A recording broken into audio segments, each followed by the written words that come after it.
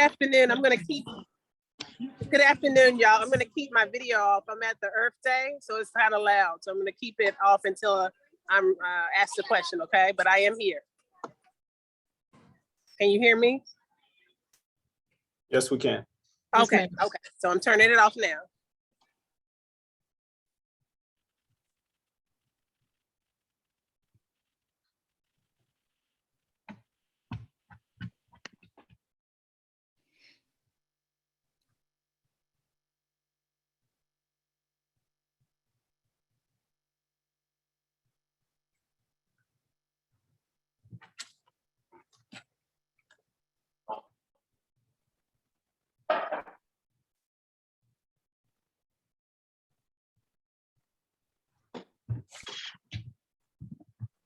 Reverend Dia, go ahead.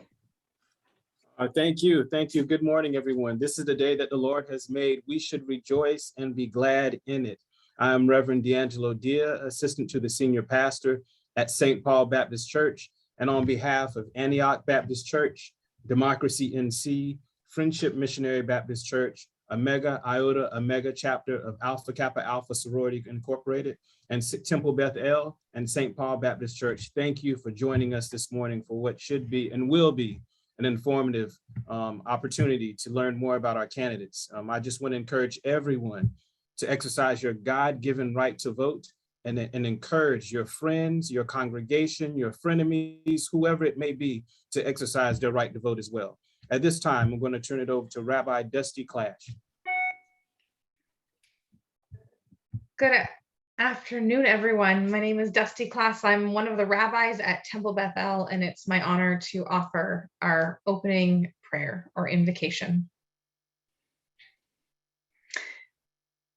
God, who balances justice and mercy, pursuer of peace, source of life and power, bless and protect all of us gathered together this afternoon as we use the curiosity and discernment you have given us to learn more about those who are and who might become leaders of our city and our county. May the Holy One of blessing bring strength to all who have been called toward leadership and all who recognize the civic duty to gain a heart of wisdom that they may better support the betterment of our world. May we all remember that the truly strong are those who raise up the fallen, the truly honored are those who honor others, and the truly wise are those who acknowledge the vital work of those least recognized, our teachers, our caregivers, those who maintain our physical spaces, and all those whose voices are not always heard. God, help us listen to each other. Direct our ears to recognize inspiration and hope, direction and guidance. Lead us in paths of peace, help us build communal cohesion through both word and deed, and bring about the blessing we all pray for. May the one who brings peace on high bring peace and growing safety and prosperity to our world here today. May it be God's will. Amen.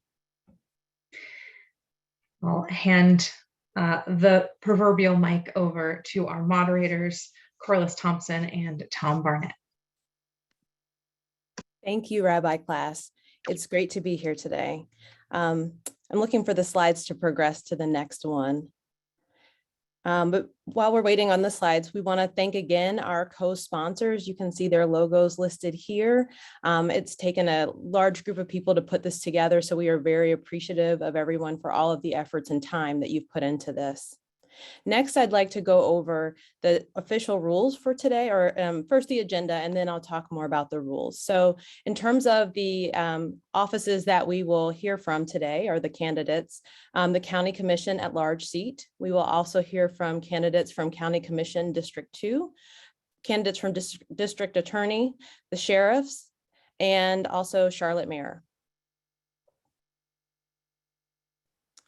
We will, in the second portion, we will be hearing from Charlotte City Council at large seats, Charlotte City Council districts. We will have announcements, and we will also have a closing prayer. As you can see, we do have a full agenda today. So we will be keeping candidates to their time limit. I want to let you know a little bit about how the schedule will flow for today. Each candidate will get a 1-minute opener. They will get 3 questions and they will have an opportunity to have a closing statement.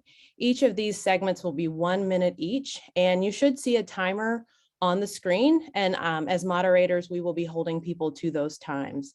Please remember to put any questions that you might have in the chat. We look forward to hearing your ideas and want to bring those into the conversation as much as possible. So with that, we will begin with the Mecklenburg County Commission at Large seat.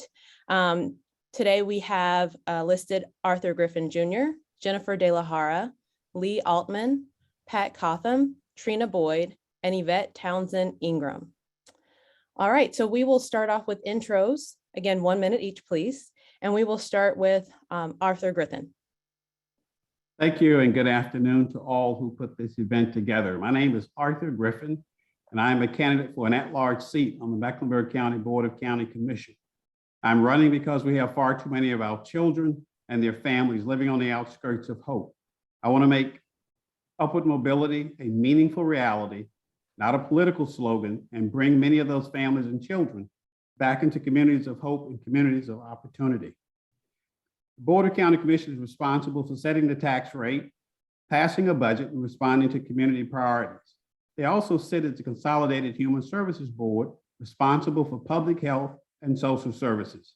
It is within that framework that I want to focus on education. I want to focus on access to quality health care. I want to focus on affordable housing and also equitable economic development opportunities for individuals and small businesses. Based on my unique, successful, lived experiences, I want to be able to collaborate with others and bring those families and children back into communities of hope. Thank you. Thank you. All right, we'll next go to Jennifer De La Hara. Good afternoon, and thank you all for holding this forum this afternoon. I'm Jennifer De La Hara. I'm a former educator, a small business owner, a wife, a mother of 2 CMS students, and I'm ready to join the other commissioners in doing the hard work that lies ahead that affects so many of our community, most vulnerable community members, to address public health, including mental health, public parks, community violence, housing, environmental justice, and appropriate funding of our public schools and libraries. Excuse me. In my former role as a CPCC instructor, I saw firsthand the impact of upward mobility initiatives that I was a part of, and I plan to use that professional experience along with my government experience to bring accountability and fresh ideas to the commission, along with an intergovernmental and collaborative approach to how we solve our challenges. For they do not exist independent of each other, so neither will our solutions. And just like the congregations, many that are on this call today attract people from all over the county, I'm proud of my record of serving at large, and I hope to earn your vote to continue to serve you at large. I'm Jennifer De La Hara. Thank you. Let's go to the next candidate. Lee, will you give us your introduction, please? Thank you so much. My name is at-large County Commissioner Lee Altman. Great to be with everybody today, and thanks for taking time out of your schedule. In my first term on the County Commission, I fought hard for a science-based response to the pandemic. In fact, I was the only at-large County Commissioner to vote in favor of the mask mandate because I believe my first obligation is to protect health and human life and always follow the science. I'm working hard to improve our mental health system, having advocated to remove the provider that was delaying and denying coverage and services for our residents. I stood up for equity in our public schools. I advocated to increase funding for parks from $6 million to $20 million this last cycle. I've championed a workforce development plan so that we can better connect our residents, and have worked hard for transparency in government by frequently updating you with public health updates throughout the pandemic. And I'll talk more as we go through this, and thank you. Thank you. All right, we will go to the next candidate, Pat Cotham.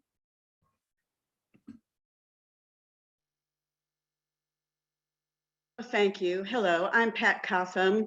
I have been a county commissioner at large since 2012. So I'm running for my 6th term. I have been overwhelmed over the years with support from the people.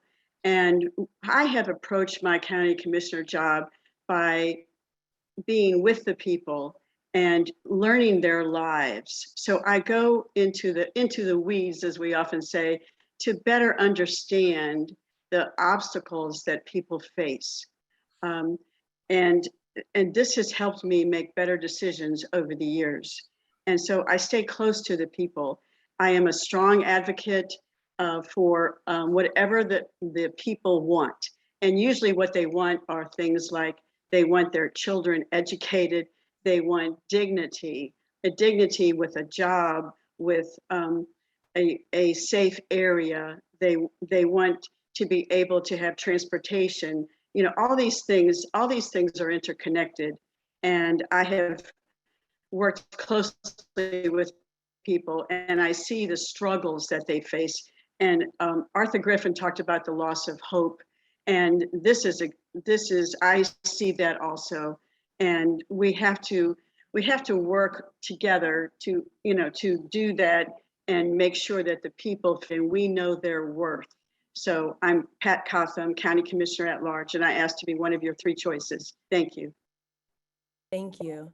Next, let's go to Trina Boyd. Hello, everyone. I'm Trina Boyd. I'm running for County Commissioner at Large. I am a mother of 3 children. My 5-year-old goes to CMS. I'm also a wife to a retired military Army veteran. So my platform is education. I really believe in education. My mom, when I was younger, she fought for a better education despite, where we lived. We grew up in the hood parts of my city. So with that being said, she always made sure I had a great education despite that. Also, my platform is economic development. I'm very big on small businesses, educating our small business owners, big on that. I'm also, one of the things I really want to tackle is having a county-owned daycare for our night workers. I don't know if you all know, but we don't have any daycares that are open at night, which can affect our economy when it comes down to people working in jobs. So definitely I ask for your vote on May 17th. Trina Boyd to fill the void, May 17th. Thank you so much.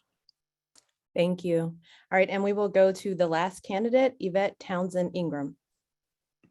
Good afternoon, everyone. Thank you so much for holding this forum. I am a proud member of 2 of the co-hosts, Friendship Missionary Baptist Church and Alpha Kappa Alpha Sorority Incorporated.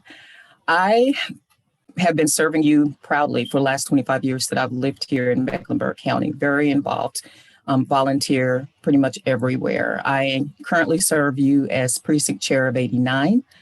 I serve on the Charlotte Mecklenburg Community Relations Committee, and I was appointed there unanimously by the Board of County Commission. I also serve you on the North Carolina State Executive Committee. Education has always been my jam. That is where my heart lies. So educating the public on the services that are needed to bring our community out of the most difficult situations of their lives is number 1 priority, my number 1 platform priority. We do that through wraparound services. Wraparound services to provide housing, things like education, housing, helping people to know where to get those services. I think that we have many services, but people just don't know where to go to get them. Thank you, Ms. Townsend. I'm going to have to move on to the next question, but thank you. All right, so let's go to some questions now. I do see a question in the chat. The question is, what is the role of the county commissioners in Mecklenburg? How can the relationship between the BOE and the BOCC be improved? And so we'll go with the second part of that question. If you could just kind of address the role and also address the relationship between the Board of Education and the county commissioners, that would be helpful. And first for this question, we will go to Jennifer De La Hara. Thank you for such a great question. It's not the only reason I'm running, but it's certainly part of my platform because I have a contemporary understanding of why this is so important that we all collaborate and work together. The role of the County Commission is to understand globally birth to 5 education, including early education, K through 12, and higher education, particularly in the context of their supportive programming in Central Piedmont Community College. So I advocate for a comprehensive approach to understanding the interconnectedness to all of that. And so I think the role, since, even Chairman Dunlap last December has stated publicly that now we know that the county commissioners is not an oversight board over the school board, meaning they direct the functions that the school board is charged with doing. But there is an important role to play, that we come together, see the interconnectedness, that as we house the 3,000 housing insecure students, that affects our student outcomes, for example. We can come together as a community to collaborate and work together. And I think that's the only path forward. And I look forward to doing that work. Thank you. Thank you. Would love to hear the same question from some additional candidates. Lee, would you like to speak to that question? Yes, thank you so much. Is it 60 seconds, just so I'll be sure It's 60 seconds. We're having a little bit of issue with our timer, but I'm trying to keep track as best as I can. Okay. And I do have the 15 seconds signed. Wonderful, thank you. Okay, so the County Commission oversees a $2 billion budget for public health, mental health. We give nearly $750 million to CMS. All of our DSSS programs, welfare and park and rec, clean air, clean water, just to name a few. In terms of the relationship between the boards, I have always thought it's very important to be professional, display professionalism, act and speak in a way that if our children were listening, it would be a good role model. And so I've always said throughout this conversation with the school board that they care and that they're trying and that they're really doing their best, but that doesn't mean that we don't have a conversation when we have 94% of third graders of color who are not reading on level. We have an obligation, first and foremost, to our community's children, and to speak frankly, when we need to make changes, when we need a better strategy, when we need more accountability. And that's what the County Commission did, and I'm proud to have done that. And I will continue to try to speak constructively and collaboratively as we chart our way forward through the pandemic. Thank you. Thank you. I'll go next to Yvette. So the role of the Board of County Commission, as I see it, is to fund a portion of Charlotte Mecklenburg schools and to fund services, and specifically.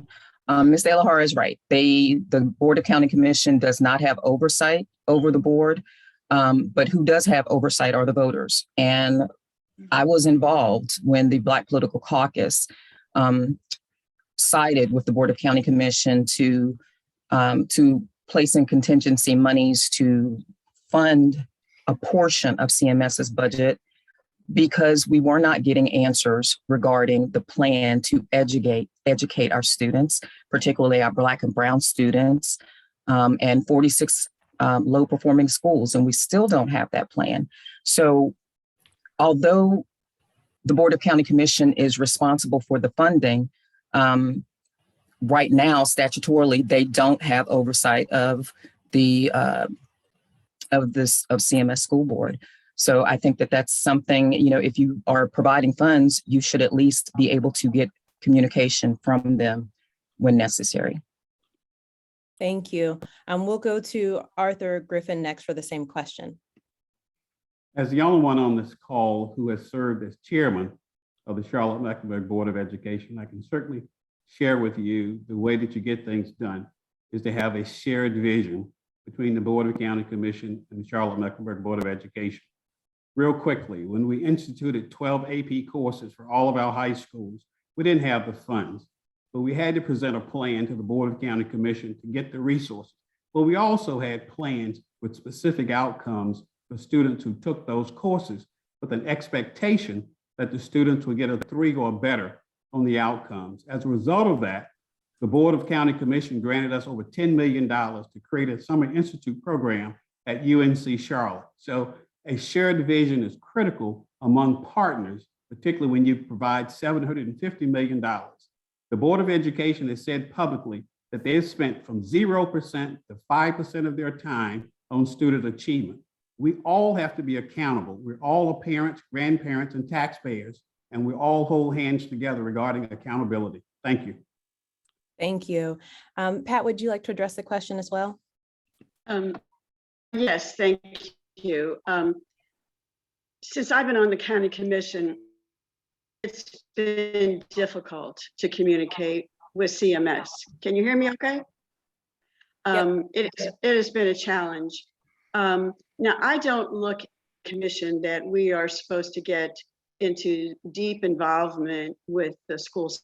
But when the public reaches out to us, like these parents of children who are not reading, we are obligated to get involved and to find answers. We have not received those answers, and I'm terribly worried about that.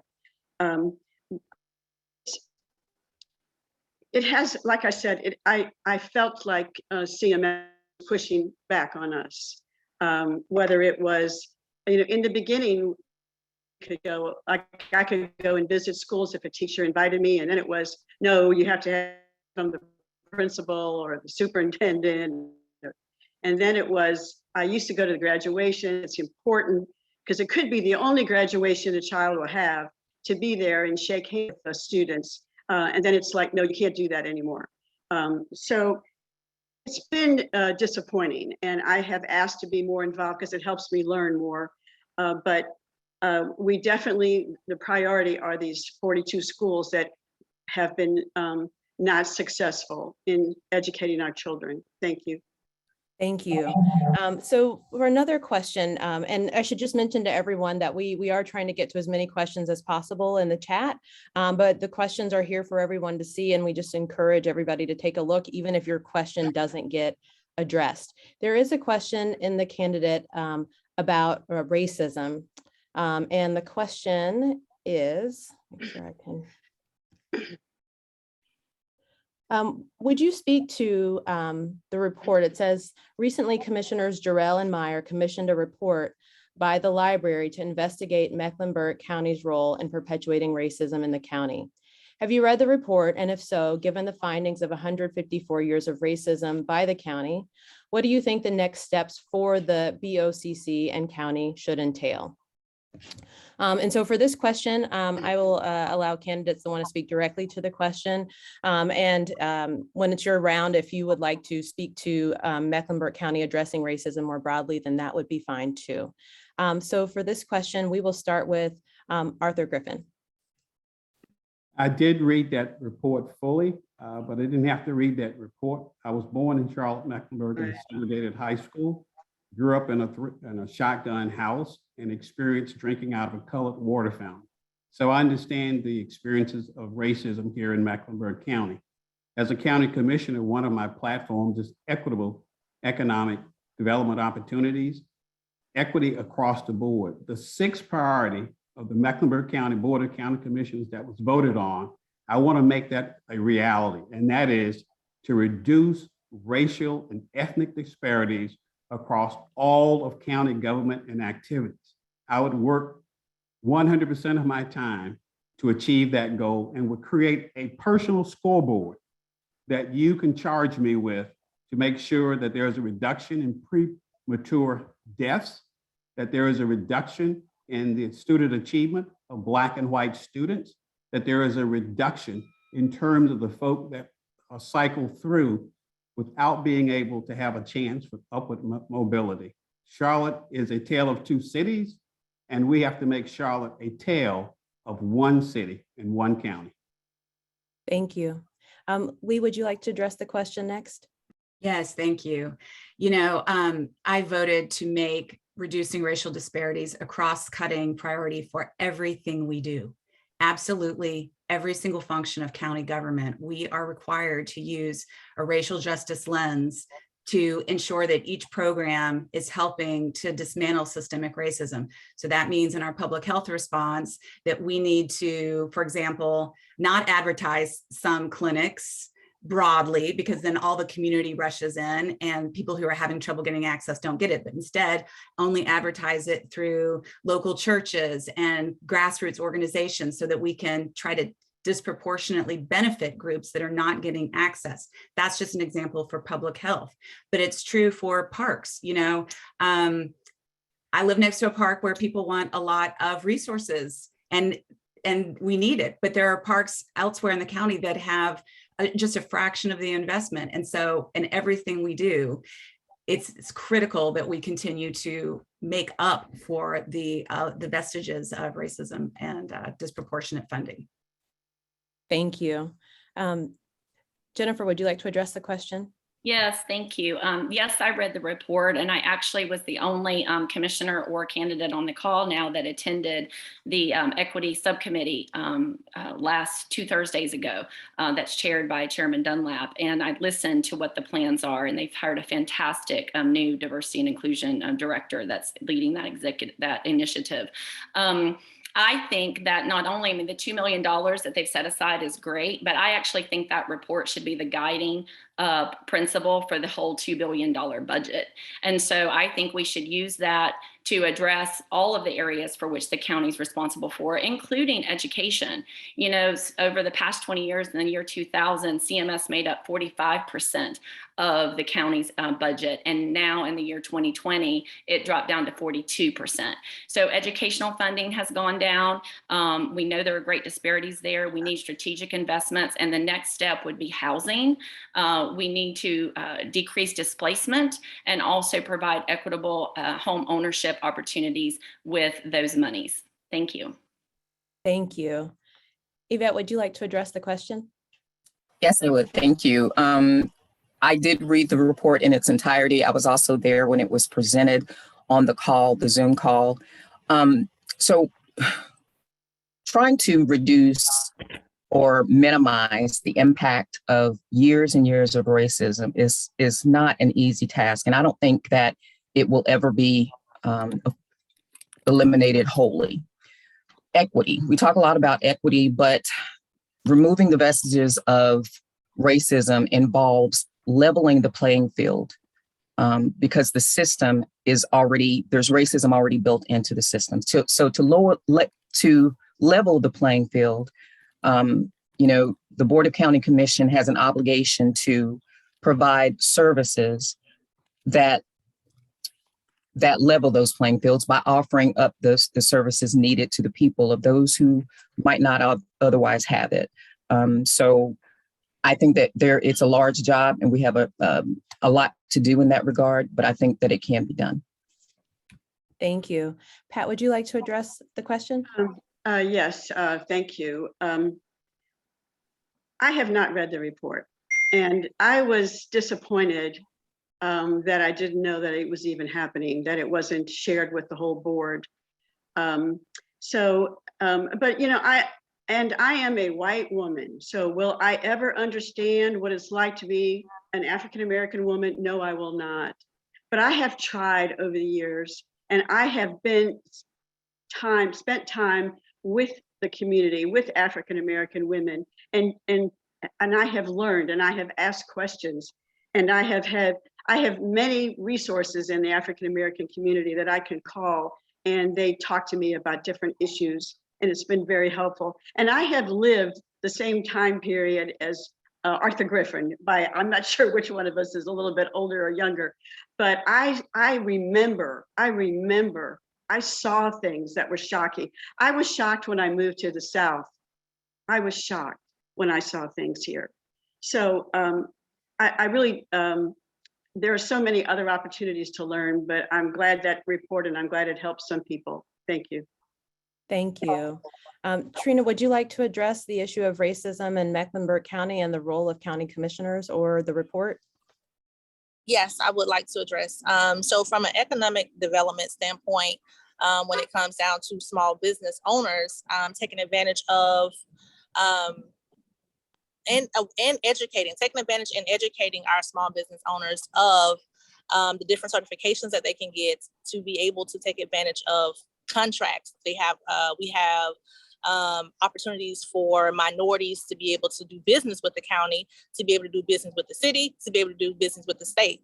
So with all of that being said, and also making them aware, because a lot of our small business owners, minority business owners are not aware.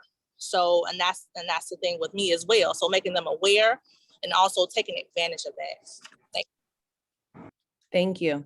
So we're at our last round of questions. I'm going to change up the questions a little bit so that everybody won't get the same one, so that we can hear from as many people as possible.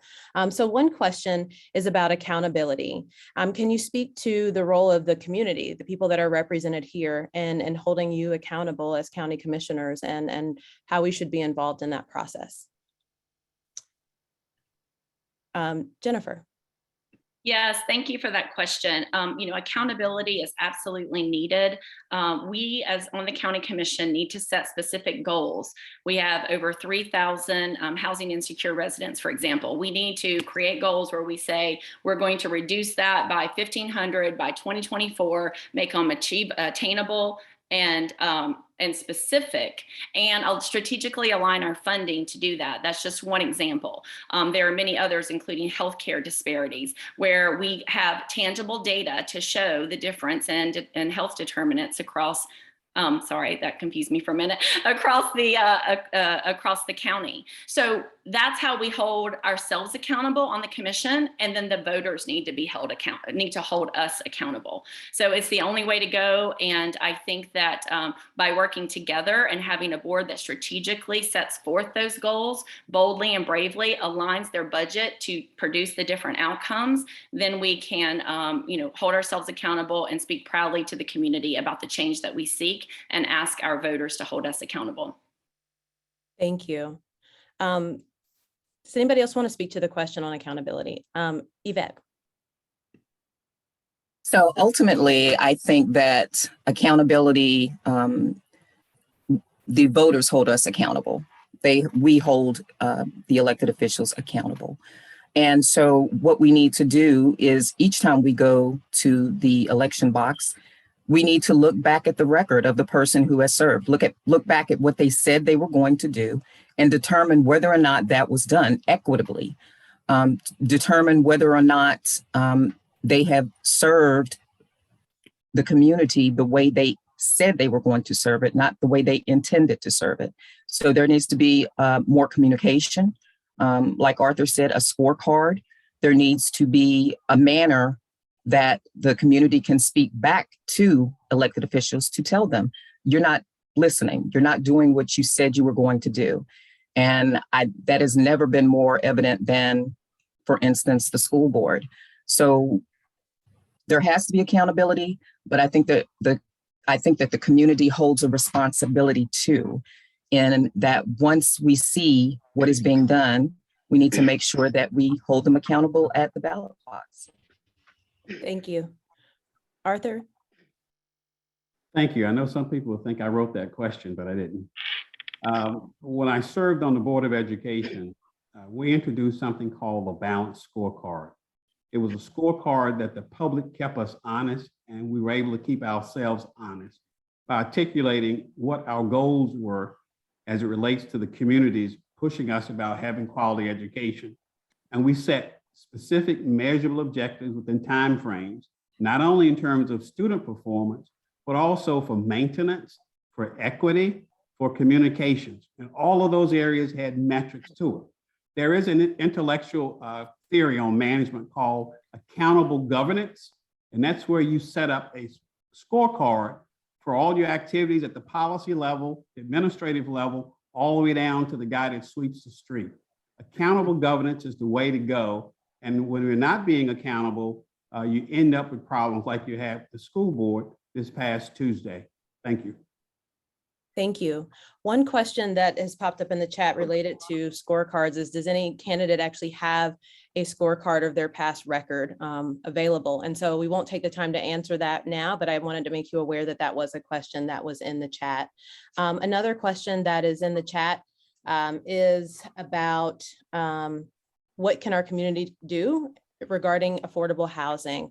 I know we've got Lee, you haven't had your last question yet. Go ahead, Lee. Thank you so much. So Affordable housing along with education is probably the top 1 or 2 issues throughout the county. I'm proud to have voted for $20 million in this last budget cycle for affordable housing projects. We have another $74 million that's currently in investments and initiatives underway. And we just voted for an additional $8 million in affordable housing through ARPA funding. This from a board that prior to the board before mine had never put money into affordable housing because it's really sort of a city function, but we recognize it's such a crisis that we are going to do everything we can. And you can see we're doing some very heavy lifting and we will continue to do so. But we know that we're never going to build enough affordable housing to meet the needs. So we also need to be working on increasing household incomes, which is why I am so focused on my workforce development initiative, because we must better prepare and connect people to jobs in demand in this region that pay a family sustaining wage so they can better afford what's out there. We need to do both and. Thanks so much. Thank you. Pat, would you like to address the affordable housing question? Oh, well, as Commissioner Altman said, a city is more responsible for affordable housing than we are, but we have tried to support the city, and that's important. But this is much more complicated. And in fact, I hate the word affordable housing because it means different things to different people. The biggest need is at the 30% AMI, average medium income. The people, there's 34,000 people there. And we keep saying, oh, we have affordable housing over here. But it's for the 80%. Well, we got plenty of that, but we don't have the 30%, which is mainly hourly workers, disabled individuals, often a single mother. We don't have enough there. And then we don't have transportation. You have to have transportation to go with it, to go with affordable housing. So it is frustrating. And I have 15 seconds left. So I'm happy to talk to anyone more about this. And I'm sorry I missed the previous question. But anyway, thank you. Thank you. And Trina, your last question, please address the issue of affordable housing and any collaborations or whatever initiatives you would like to see as a county commissioner. I do believe in collaborating with the city, and the county has put funding towards. If you look at their budget, if you Google affordable housing or the Mecklenburg County budget, you will see where the funding went, which I don't agree that it went towards affordable housing. It went towards shelters, which is not affordable housing, which I still support shelters, of course. We need more of them. But it didn't go towards affordable housing from what we saw. So I believe in collaborating with the city, putting more funding towards that. And then another thing that I said before was from what I've heard is that we have land that is always given to us. So how can we figure out a way to be able to build affordable housing on the county's land? That's important as well. I think outside the box. So that's my take on that. Thank you. Thank you. All right, now it's time for closing statements. So you've got 1 minute for your closing statements. And Pat, let's start with you this time.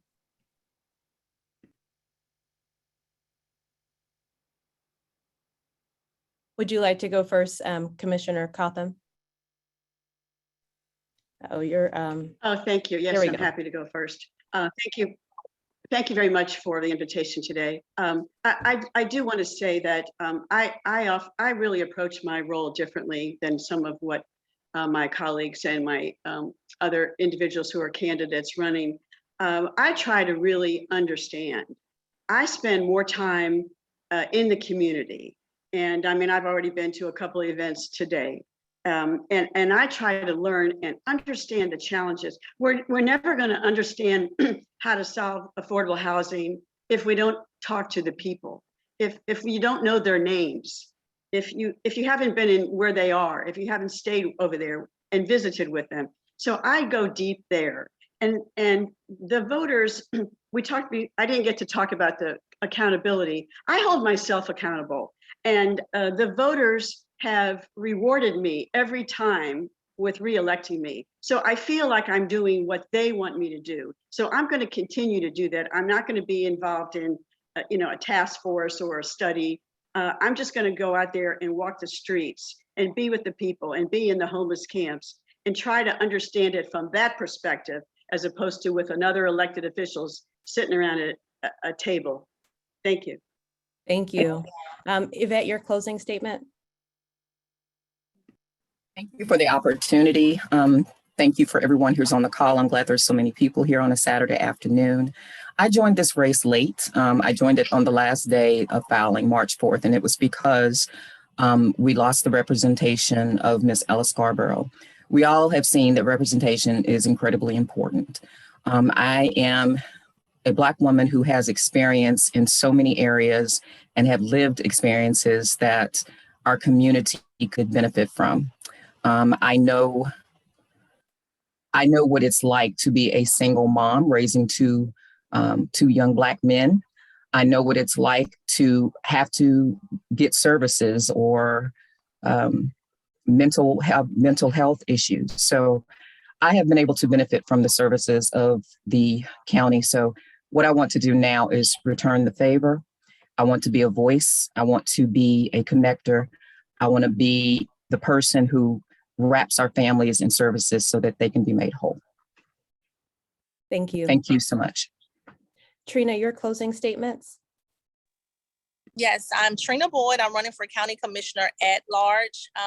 Vote for me May 17th if you're looking for a stronger economic development plan as it relates to our workers, as it relates to our small business owners. Also education. I'm big on education, like I said before. But definitely, if you want to find out more about my platform, you can visit my website, which is boydformecklenburg.com. Thank you so much. Thank you. Arthur Griffin, your closing statements. Yes, thank you very much. To respond to a couple of questions I didn't get to, in terms of proof, we put measurable objectives in each of the superintendent's contracts that we hired when I chaired the Board of Education for outcomes and results. The second point, when I work with legal services, we work very hard to change the statutes in North Carolina, just so Mecklenburg County could even talk about housing. But also in those statutes allows us to do some really creative things with surplus property belonging to all of the governments as it relates to affordable housing. And finally, there are leaders who wait for change to happen, and there are leaders who make change happen. I'm in the latter category. My name is Arthur Griffin. I'd appreciate your consideration and vote because I'll make change happen. Thank you very much. Thank you. Lee, your closing statements. Unmute. I don't think we can hear you. Sorry. Thank you. My name is Commissioner Lee Altman. It's been an honor to serve you these last 2 years. I am a lifelong Democrat, a CMS parent, and a public interest lawyer. I did spend a 17-year legal career fighting for kids and families, first doing consumer protection and fair housing, later representing at-risk kids and seniors. And I have brought this advocacy and this fighting spirit to the County Commission for families. I want to mention that I worked very hard to achieve a comprehensive non-discrimination ordinance for Mecklenburg County. It wasn't easy, it wasn't a given, but I did not give up or yield, and eventually we reached a 9-0 decision, and that's the kind of accountability and results that I will continue to deliver for the residents, and I hope very much to be one of your votes on May 17th. Thanks so much for the opportunity today. Thank you. And finally, Jennifer, your closing statements. Thank you. In my opening statement, I talked about my commitment to this intergovernmental approach, and I've proven that I've been able to do that centered around issues like gun violence, for example. It's a top priority of mine, prevention. We have done a lot within CMS to also prevent, but a lot of our efforts are focused on intervention. What do we do once the gun has already been brought to school? And we need to work together with the city, with the county, with wraparound services to meet the needs, provide safer streets. I could go on. I know I just have 60 seconds, but I just want you to know that I've been committed to that work already and working with Charlotte City Council people and county commissioners.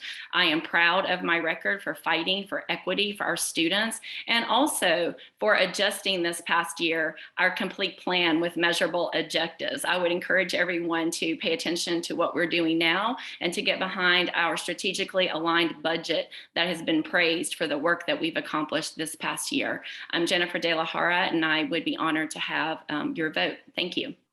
Wonderful. Thank you all so much for coming today and sharing your thoughts and your wisdom with us. And we wish you the best with your campaigns.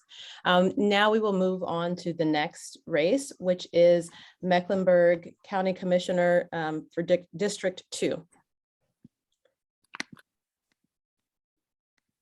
And that is with Angela White Edwards. Here we go. Okay, so you're on mute.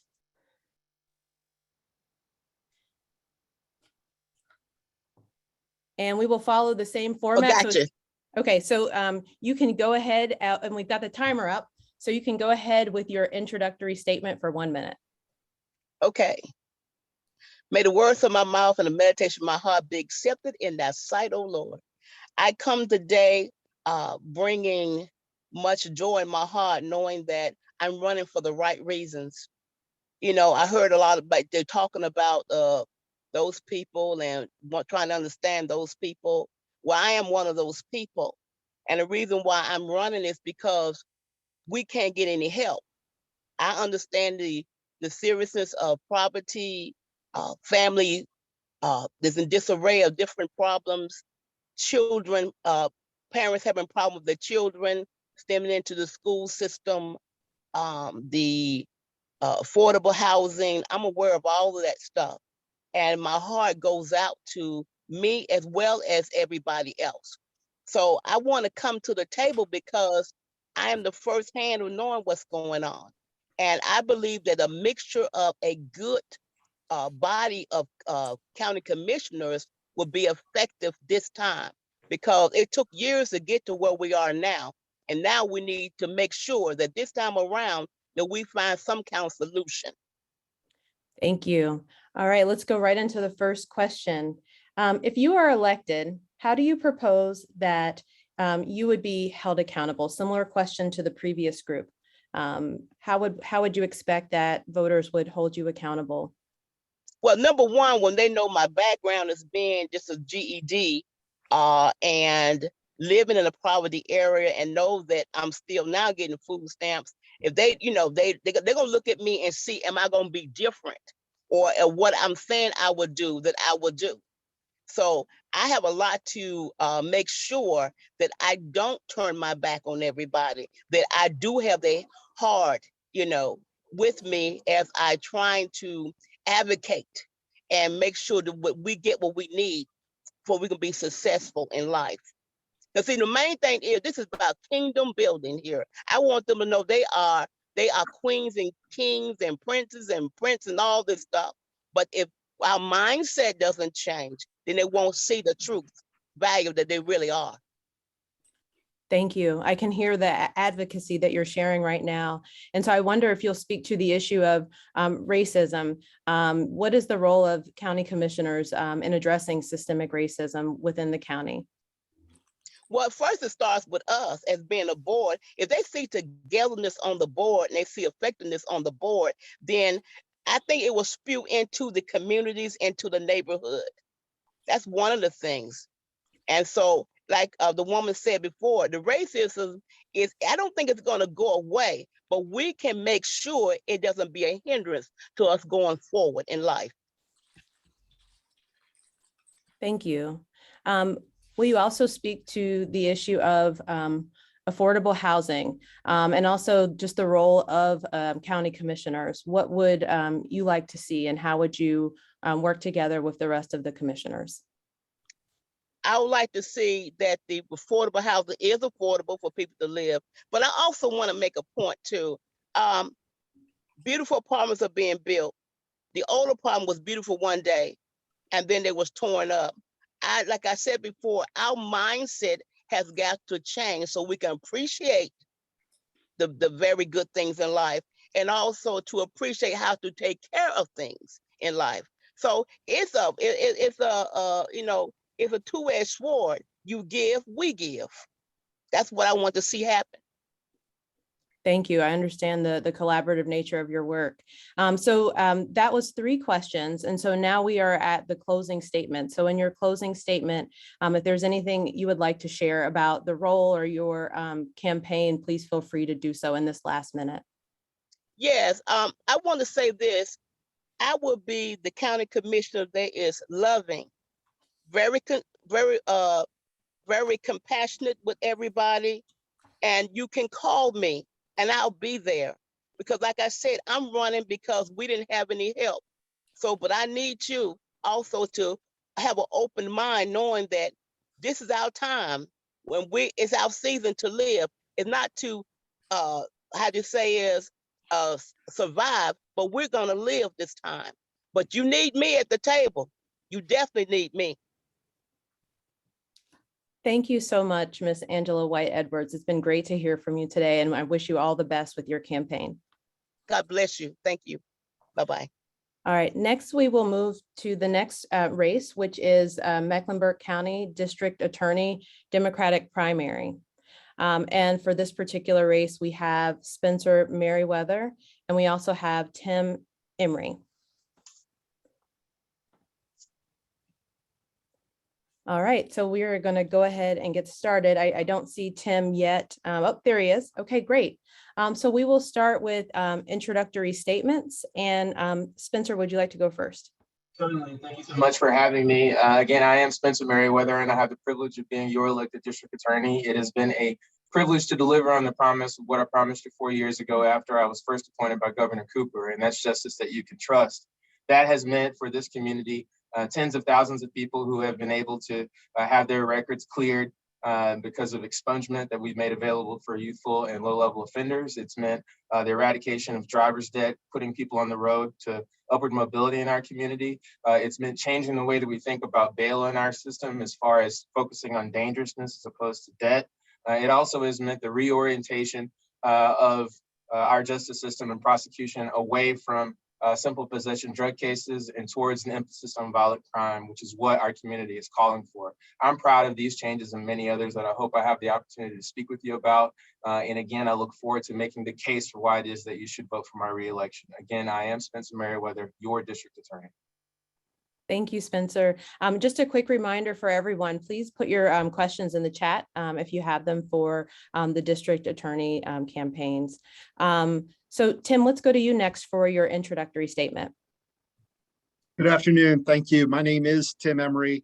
I am running for district attorney. I'm a former public defender, and I've been a public interest attorney in this community my whole professional career. I have a 25-year track record of anti-racist advocacy. My campaign is focused on holding police accountable when they break the law, something that's not happening right now. 2, ending the mass incarceration policies of the district attorney's office. 3, a commitment to pursuing racial justice and restorative justice as actual pathways to improve public safety and to reduce crime. And finally, a commitment to never seek the death penalty. Additionally, I want to emphasize a couple of things. My pledge to protect abortion rights, that I will not prosecute women or doctors who get abortions regardless of what comes from Raleigh, and my willingness to reinvestigate the sexual assault, very serious sexual assault allegations made by victims of CMS sex assault cases that led to the termination of Mr. Winston. Thank you. Thank you. All right, let's go to the questions, and we'll start with you, Tim. What is your vision for the district attorney's office? Yeah, my vision for the district attorney's office is an office that that transforms from a criminal punishment system, what we have right now, to an actual justice system that actually can improve public safety, have an understanding of what does justice look like in this particular case? What does justice look like for the person who was harmed, and what does justice look like for the person who did the harm? We have to have a real discrete lens in looking at racial disparities when we look at that. That's the reason racial justice is such a focus. Over the last 5 years, a Black person in Mecklenburg County is 800% more likely to go to prison than a white person. That disparity has gotten worse. It was 60% lower the previous 5 years. So the problem is getting worse. We need to be intentional and explicit about addressing the problem and coming up with anti-racist policies to reduce those disparities. Thank you. Spencer, would you like to speak to your vision? Absolutely, and that vision is rooted in empathy, and that empathy is lived out every single day in the way that we have become an office that has led in developing a curriculum for every ADA and every member of our support staff in our office around racial justice. We are the first office in the state of North Carolina to do that, and matter of fact, one of the first in the entire Southeast. As far as district attorney's offices were concerned. That empathy is important because it goes to a word that you haven't heard in the last minute, which is how we develop empathy for victims of crime and how we make sure that we are advocating for them and for their interests and for their neighborhoods and for their families. What I want to make sure that people understand is that you can and we have been transforming the criminal justice system, and it's important to be able to do that at the same time that you are upholding your oath and obligation to uphold public safety as well. We have done that, and I will continue to do that as your district attorney.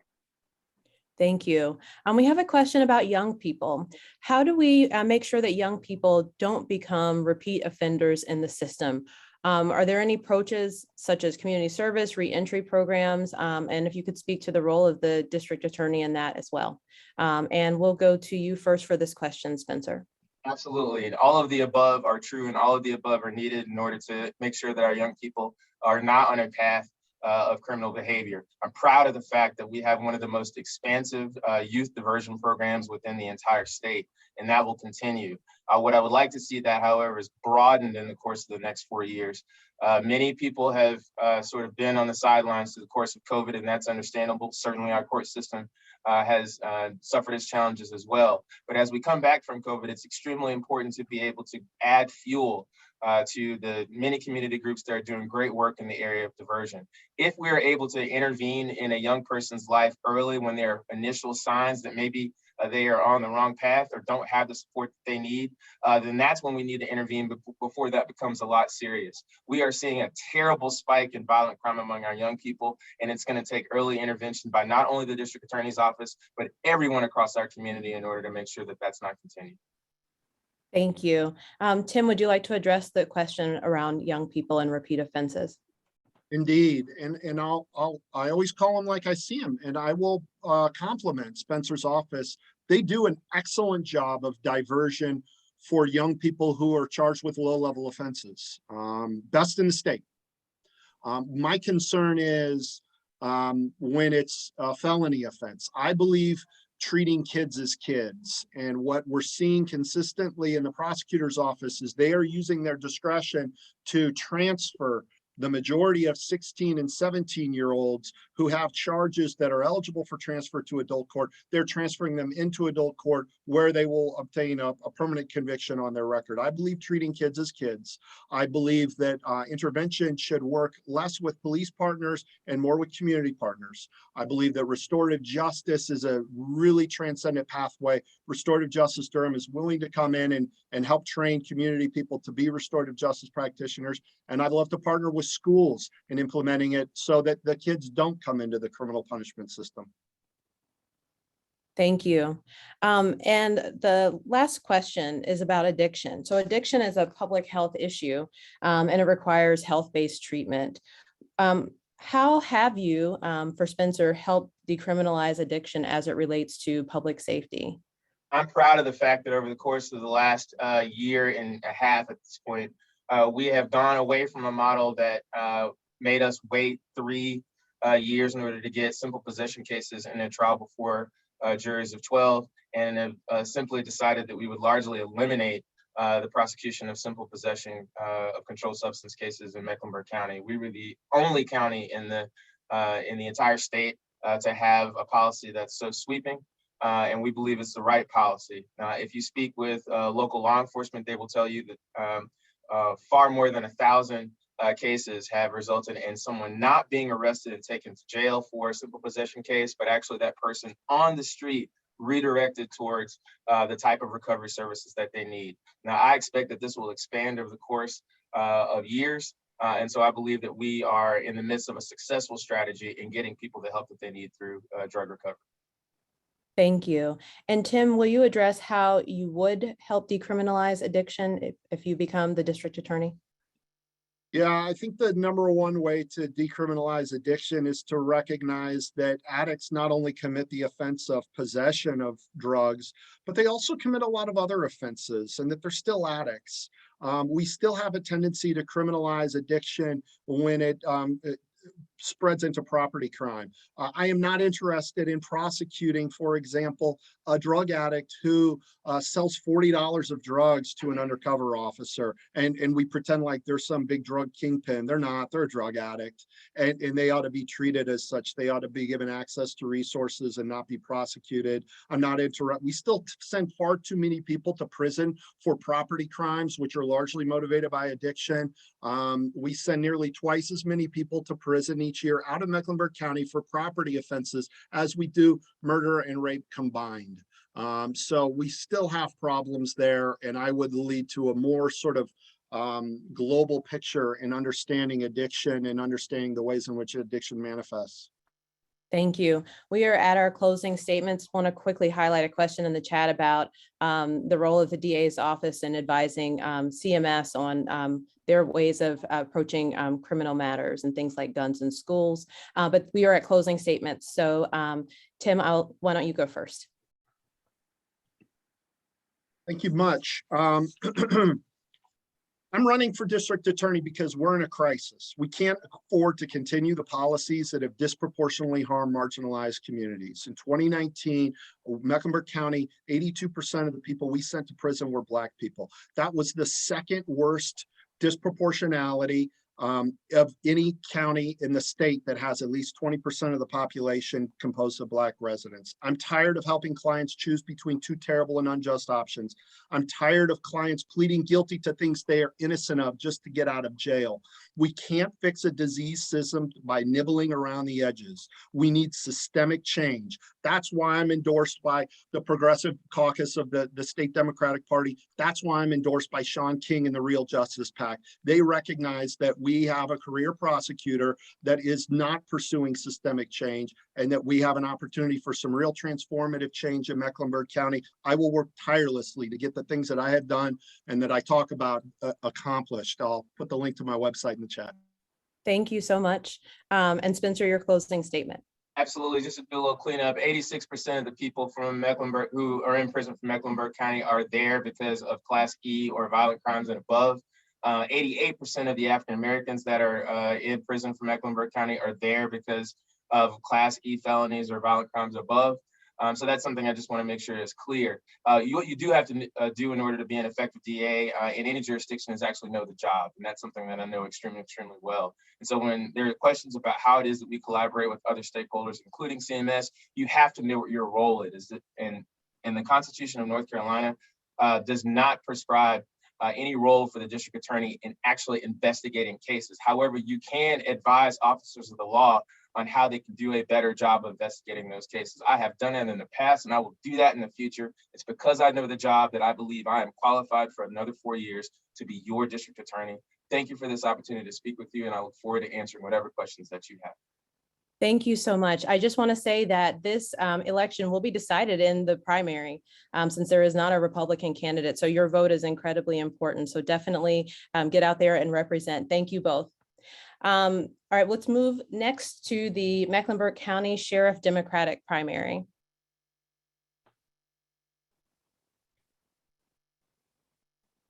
And we have Gina Hicks. We also have Gary McFadden, Sheriff Gary McFadden, and Marquise Robinson.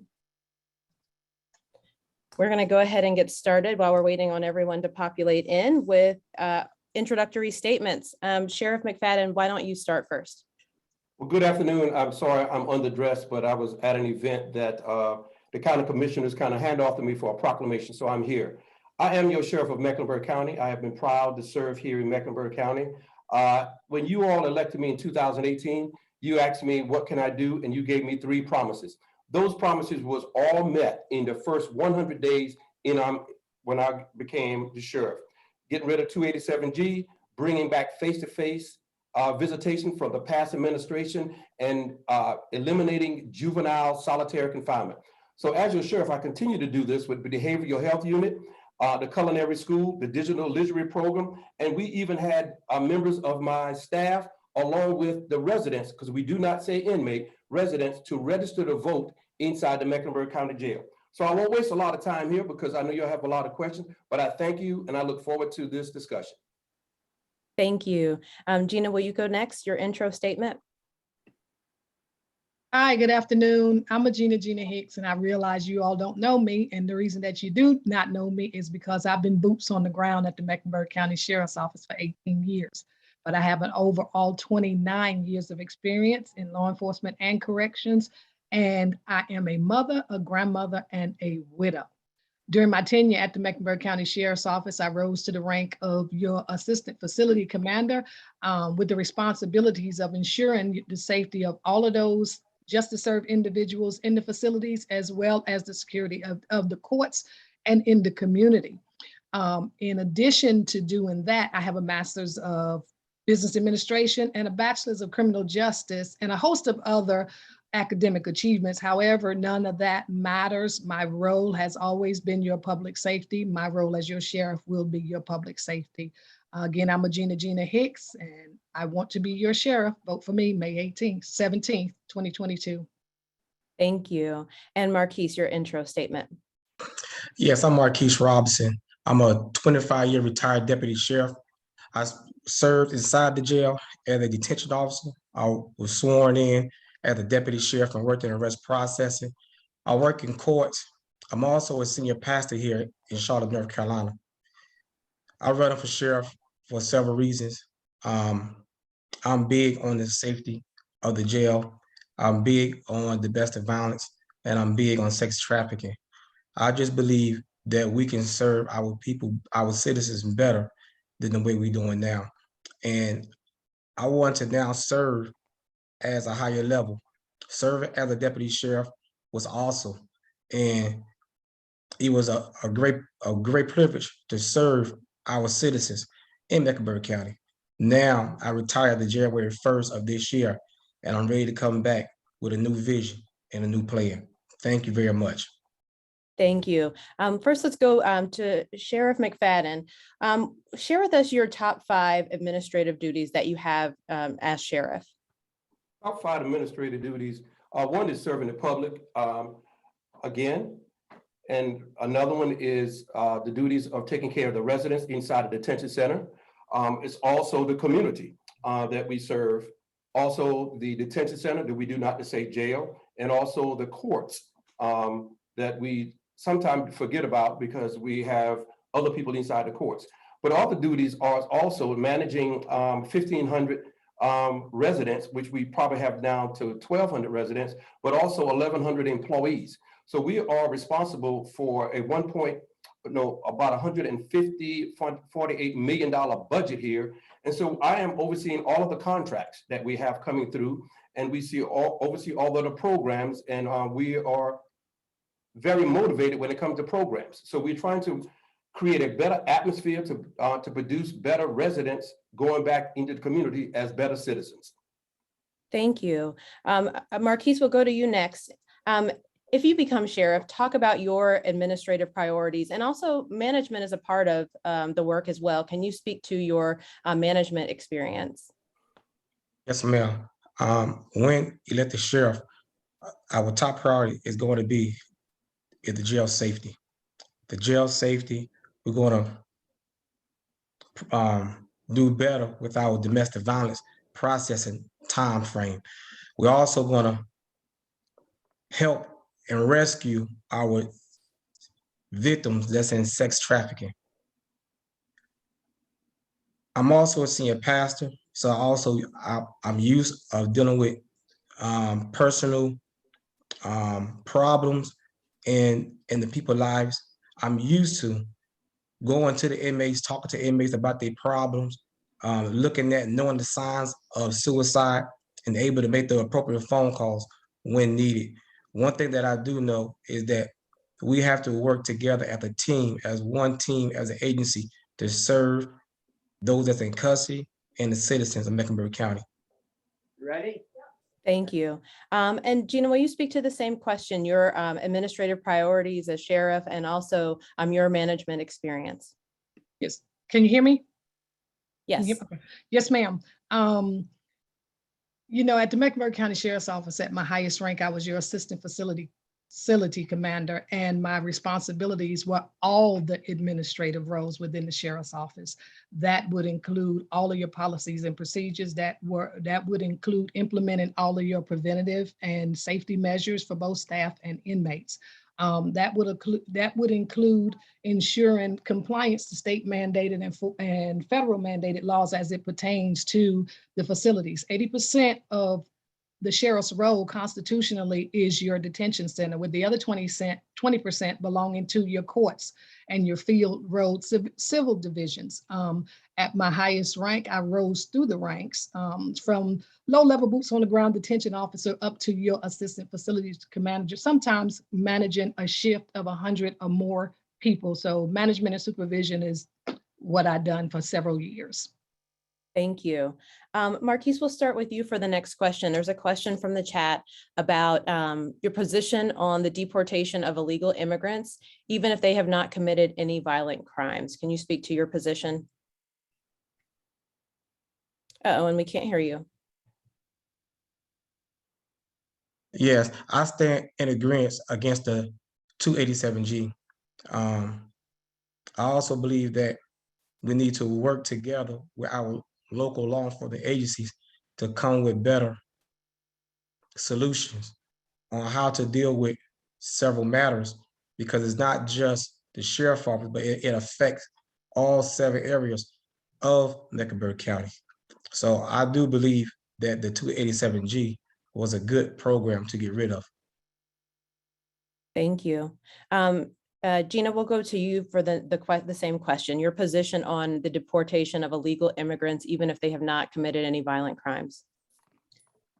I'm in agreement with both Mr. McFadden and Mr. McRobinson. I do not support the 287G program as it pertains to deporting immigrants with non-violent crimes. However, I do believe there needs to be some conversation and some agreement with all local law enforcement agencies, both city, state, and federal, on how we're going to deal with those individuals that are violent and in our communities. I do not agree with 287G. I think there needs to be some conversation as to how we're going to deal with those violent individuals within our justice system. Thank you. Sheriff McFadden, I'm going to ask you a different question. Because of the nature of your job, the nature of the job that your staff has, are staff members currently provided with continued training and dealing with stress and particularly mental health issues? And can you speak to what that looks like? Yes, they do. We have acquired grants and funding as we speak today, and this was told yesterday. We have peer-to-peer, a grant to deal with peer-to-peer. And also we're gonna have a mental health advisor here on the property, has been working with us for quite some time, because we all know that we came through a traumatic time that no one ever faced as a leader, but leaders who in those positions, was the pandemic. So some people may characterize it that it wasn't a big thing. The pandemic was a large issue where it caused a lot of stress. So we found the money, and being funded by the state, funded by the county and funded by the justice system, to have peer-to-peer counseling with also a person on site here for the very first time to work hand in hand with our staff to bring them back to a better workspace and a better mindset. But we do recognize that that is an issue here with our staff among everyone, which is across the United States. Thank you. Gina, you heard the question about stress and training for mental health. If you were sheriff, what would you do differently, or what are some of the changes you would like to see? Well, the first thing we want to do is recognize the true reasons for all the stress. Okay, COVID was a stressor. I lost my brother to COVID, so yes, it was a stressor.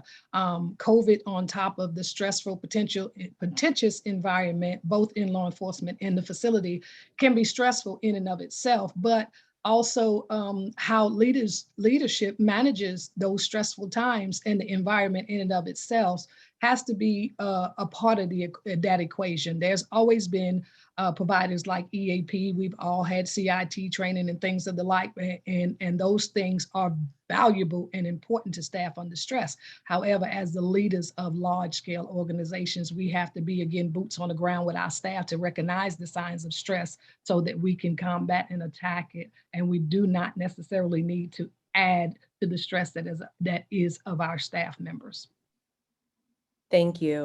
Marquise, would you speak to the issue of mental health and stress and what's needed for sheriff office staff, and what would you do as sheriff? Yes, ma'am. One of the first things that I want to do is that we need to identify critical incidents.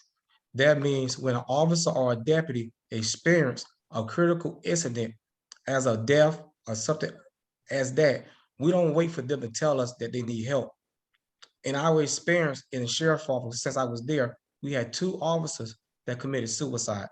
Neither told anybody that they're going to commit suicide.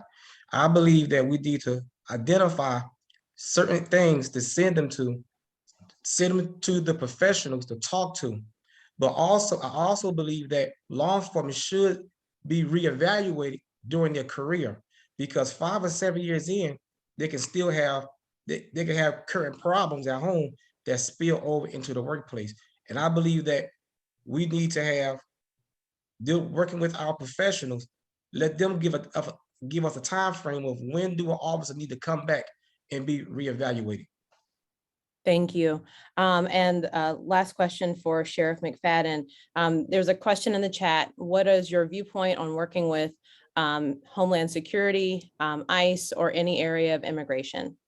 That's a very good question. Most people don't know that North Carolina sheriffs in North Carolina are mandated by law to work with ICE and DHS. And that law is North Carolina General Statute 162.62 that mandates all of us to work with the sheriffs, work with ICE, and work with these other indices. But the issue is that if you do not bring me a signed document by a judicial official, then I can't hold someone here if another local and state official tells me to release them. And this is the misunderstanding that we have. But we work well with them together. It's just that the ICE system is a broken system. And I've been on national calls about every month talking about the same thing.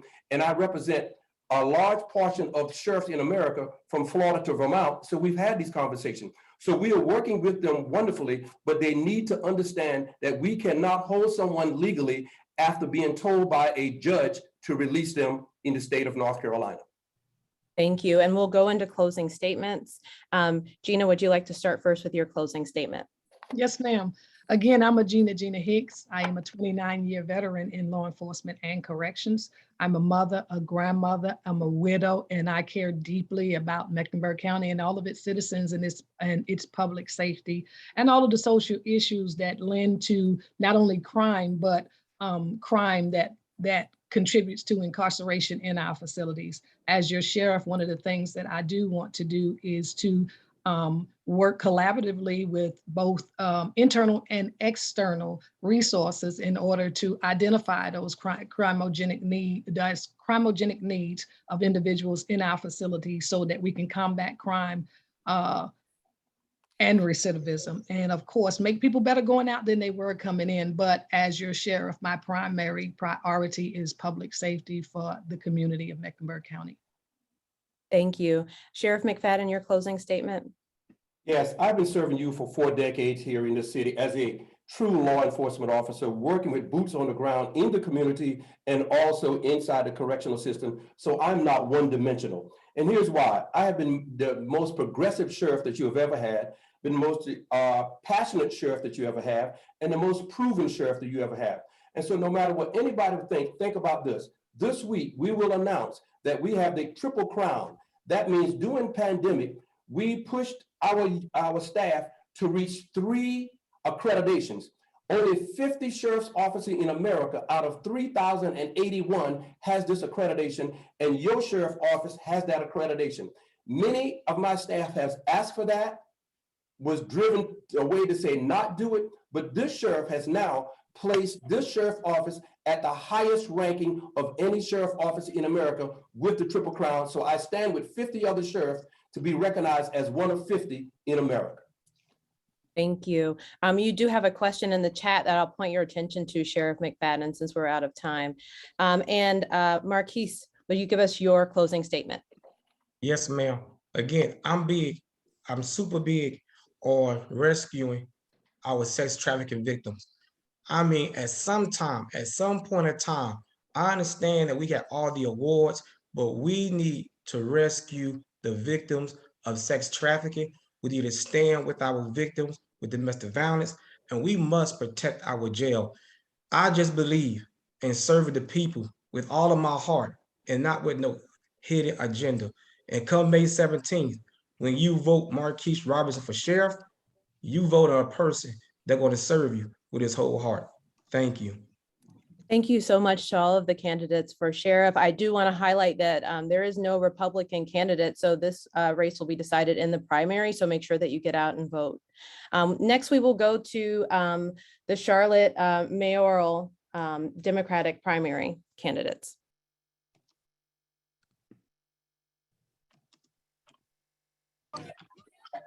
All right, and as we are transitioning, Mayor Vi Laus was intending to be here today. She sends her regrets and had a last-minute scheduling conflict. So today we will hear from Tigress Sydney Acute McDaniel. Can you hear me? Yes, we can hear you. Thank you. All right, we will start with your introductory statement. Am I the only candidate here? Yes, Mayor Viles sends her regrets. She wasn't able to make it due to a last-minute conflict. Okay, so I am a straight shooter, and so I'm going to address what you just stated. Foremost, my name again is Tigress Sydney Acute McDaniel. What you'll see right now is Ace Coolman coming on your screen. The reason being is because I am the candidate that is always going to be there. This particular incumbent has now been a no-show at nearly every event. And today I actually dealt with, I have two vehicles. One is in the shop. One vehicle is now at home and it's got to go to the shop because I had an axle break on my way to the event here at Earth Day, because a lot of you know that I'm a scientist, and I still made it here. My phone has gone dead. My good friend behind me, as you can see, they have set me up Wi-Fi wise. There is a reason why I have been given the nickname Queen Get Her Done. I am the only candidate that's going to show up without fail and that can be flexible enough and apt enough to get the job done.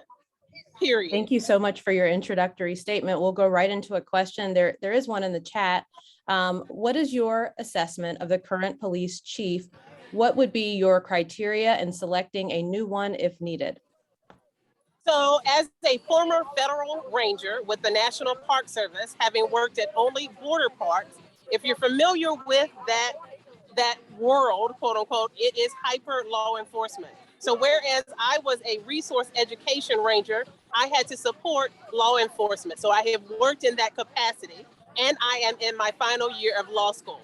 That lets you know that I have the expertise, the legal knowledge, and the experiential knowledge with regards to even that which, Sheriff McFadden spoke about, because we need to get back to the statutes. And you're not getting accurate information, and he has given you accurate information, and he is leading us well. And in that regard, to address finding the new city, police chief, it would entail working with IA, which is internal affairs, working with the sheriffs and the individuals who are already in those positions to ascertain who can best serve us in that capacity. Thank you. Can you speak to what you see as the major responsibilities of the mayor? And then given those skills and required of the job, what do you bring to the table? So that's, for someone like myself, that's a loaded gun. And I know that some people are annoyed by hearing the reiteration of the fact that I am a scientist at the doctoral level, an economist at the doctoral level, and again, soon to be a licensed attorney. All of those things are literal qualifications for academia and the professional world. What most qualifies me as mayoral, as your best mayoral candidate, is my objectivity, which is completely unrivaled. and my connection with the communities and realness, just as you see right now. There are individuals who are coming up to me as we speak, and they are wanting to get involved because they know who I am. You don't have that type of recognition with the other candidates. And mind you, with the exception of Seal Puckett, who is also in the community. But again, I did not get Queen Get Her Done colloquially for no reason. Thank you. After months of controversy and debate, the 2040 plan was approved in a 6-5 vote. How would you have voted on the plan, or how would you have contributed to the plan if you were mayor? Well, we already know, we've seen it in the papers and we know from community input that Charlotteans are completely disappointed by this exemption effort that they always employ when it's time to implement a plan that is already decided upon. They take a swift diversion and it has to stop. I have been outspoken, and I'm sorry, I hope I didn't lose you. We can hear you. Do you still see me? Okay. Yep. I'm doing my best here. All right. I've got 10% on my son's iPad. But again, I will always show up and show out. But nonetheless, what I was referring to is that the diversion, the attempts at pacifying citizens, it is insulting to Charlotteans. And there's absolutely no way that I would have diverted from the public's will that was already in place, a plan that had been worked on, lots of intent put into it, and then divert from that plan, especially when it was much needed to move ahead and not stall. Thank you. And your closing statement. All right, so my closing statement is going to be a little unorthodox. I'm going to lead with questions and end with my website, because we all know that 60 seconds is never enough, but we also appreciate the forums for giving us this platform so that we get more exposure, and that we know that you're here we're almost 3 hours, so we get it. Okay, is 602 units enough for addressing homelessness in Charlotte? Concerning CMS truancy, is it appropriate to have our DA criminalize individuals, parents, for shifting from public schools to private homeschooling and general education in another form because of the pandemic restrictions? Is it appropriate to criminalize assailants who are suffering from mental health issues and not properly address them when being detained? Are the clean air buses really clean? Is commercial development sustainable? Are we supporting our small businesses? And is there equity in Charlotte?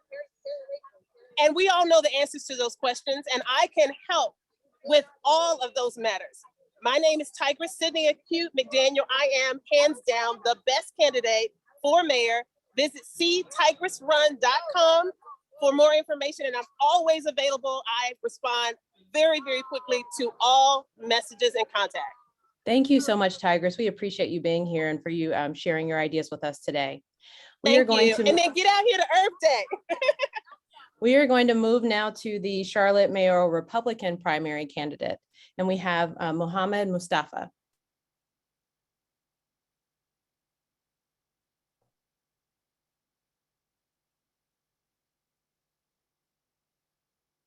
All right, give him just a second.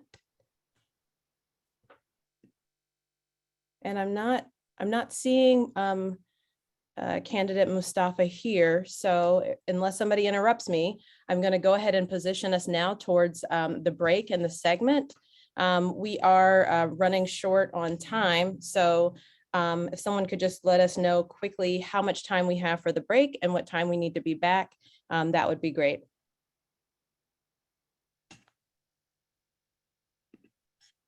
Okay, well, I will go ahead and call it that we will be back at 2:39. That gives us 5 minutes. So we'll be starting right at 2:40, and we are a little bit behind. So please come back as quickly as you can for us to keep moving forward. Thank you.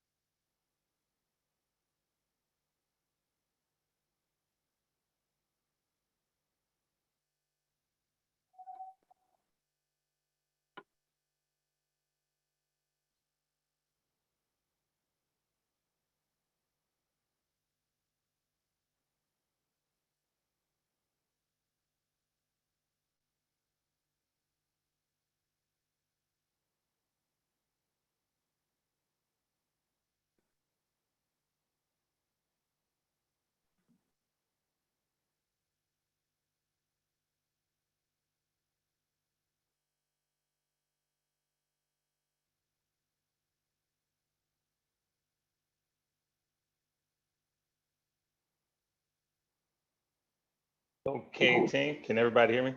Corliss, can you hear me? Give me a thumbs up. Yep. Thank you. Hey, we're gonna get kicked back off. I want to be respectful of everybody's time. I am Tom Barnett, but before I continue to moderate, I wanted to give a recognition to my teammate, Ms. Corliss Thompson. Great job for kicking us off, Corliss.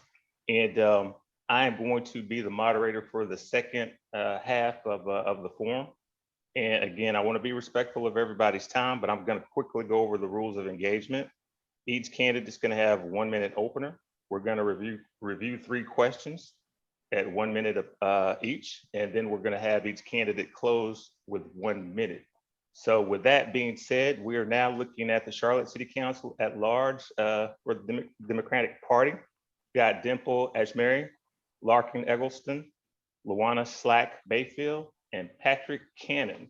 So we're gonna do intros before we kick off our questions. So I'm gonna start with Dimple. Dimple, take it away.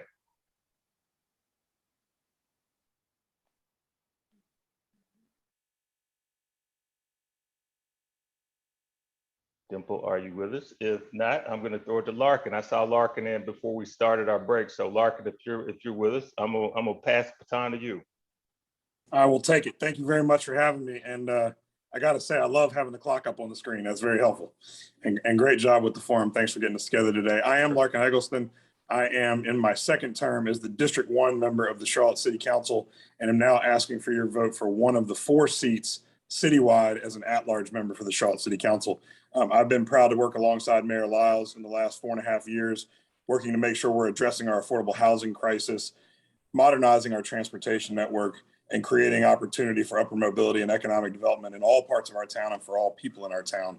I have had the opportunity to lead on challenging issues during my time on council, including expansion of the non-discrimination ordinance, creating police policies that hold police accountable and make sure that their interactions with our citizens do not end in tragedy, as well as things like immigration. And I've been able to build bipartisan and frequently unanimous coalitions around those issues on the council. So I hope to be able to continue that leadership and that work in a 3rd term as an at-large member, and I appreciate you all having me here today. Hey, appreciate it, Larkin. Luana, we'll throw it over to you. Good afternoon, everyone. As was mentioned, I am Luana Slack Mayfield. I formerly served you on Charlotte City Council, representing District 3, Southwest Charlotte for 8 years. I am on the ballot for City Council at large. I will first tell you, I want your vote and I want your support.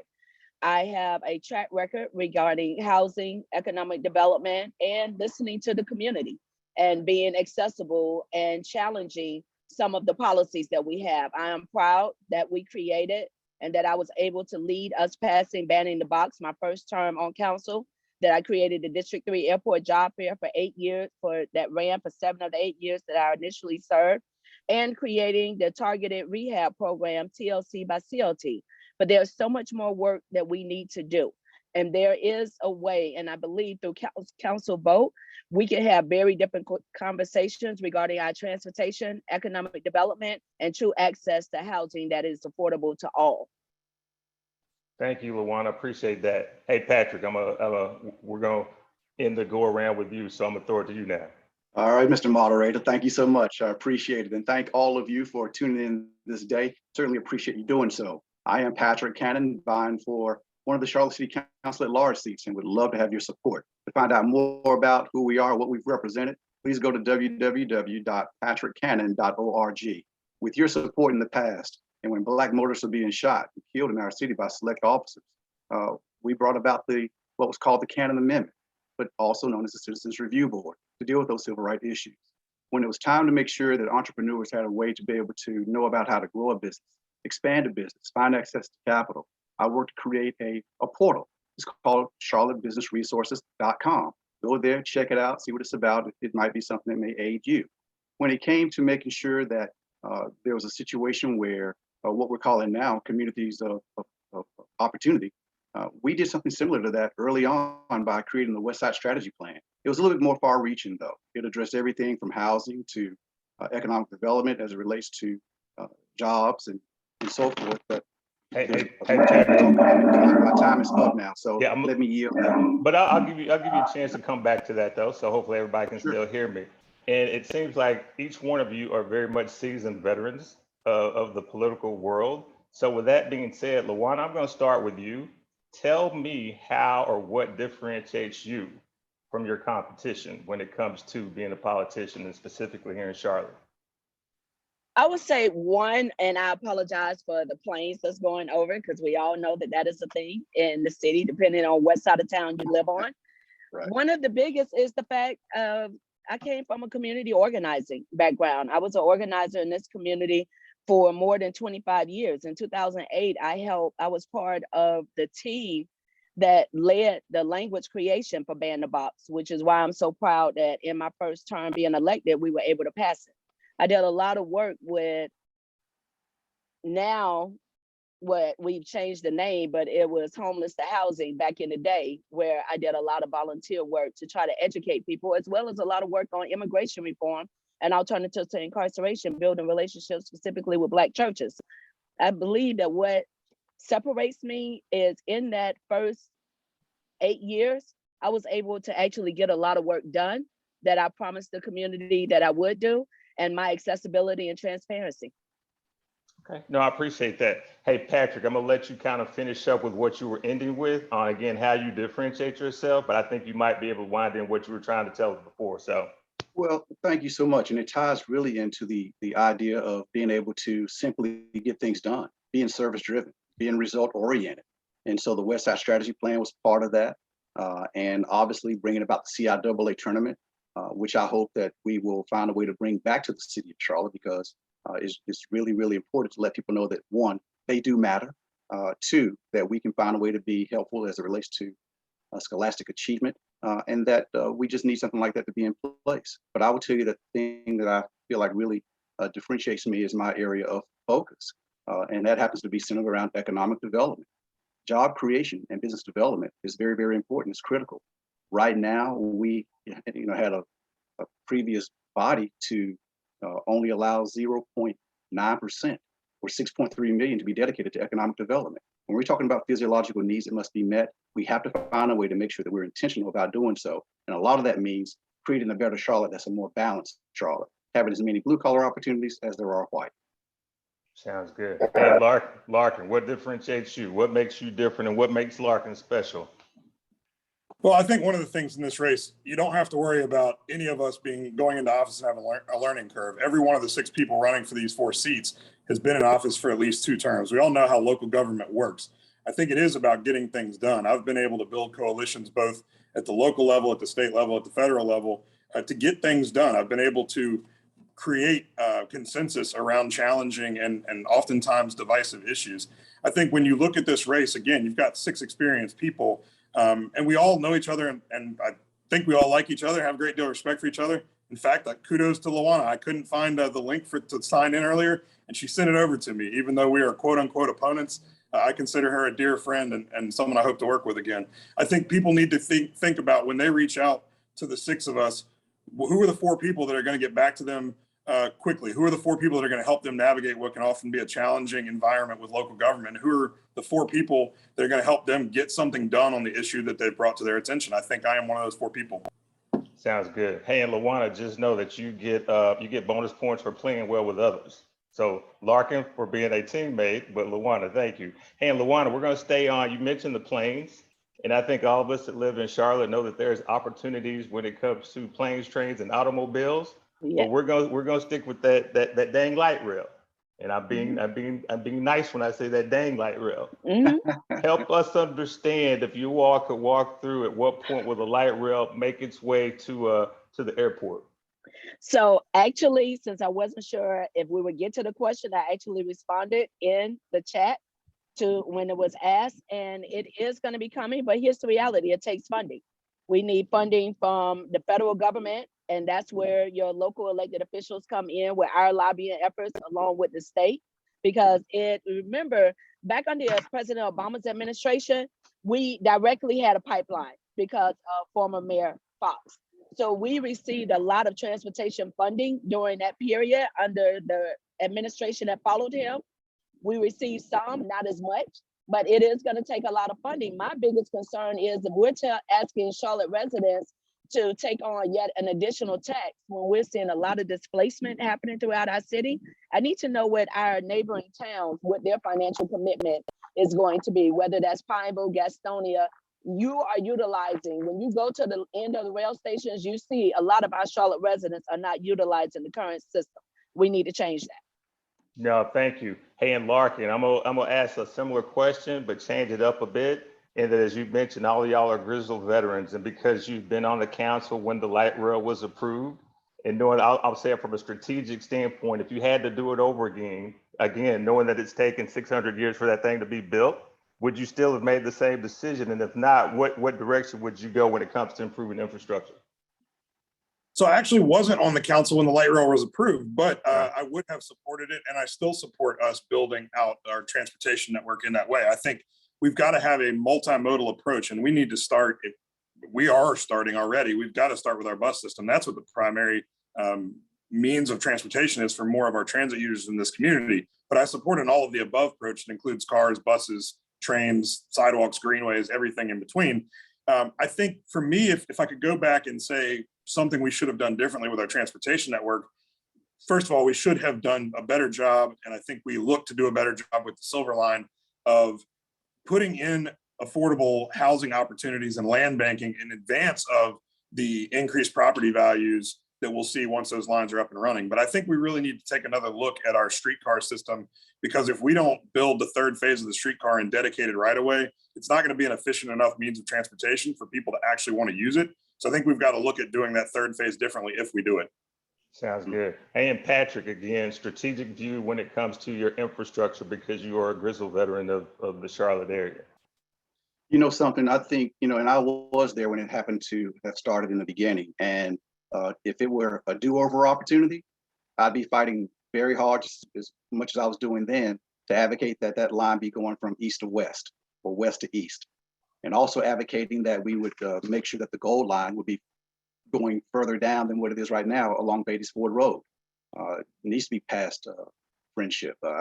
Right now we just don't have the ability to make sure that things are being carried out the way that they need to be. And I think with some of the leadership you see represented here today, that can potentially happen.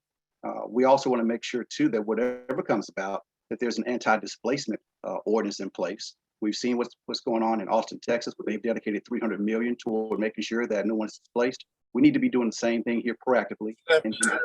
And then beyond that, we need to make sure that women and minorities have an opportunity to be able to get some of the construction contracts when we start those infrastructure projects right back up. Sounds good. Hey, Patrick, we're going to stay with you. This is our last question before we get to the wrap ups, but I'm going to throw this at you. This comes at us from our chat session, but let this broader audience know why they should entrust you with this role. What is it that you've learned, or what have you done to be able to endear trust in the community?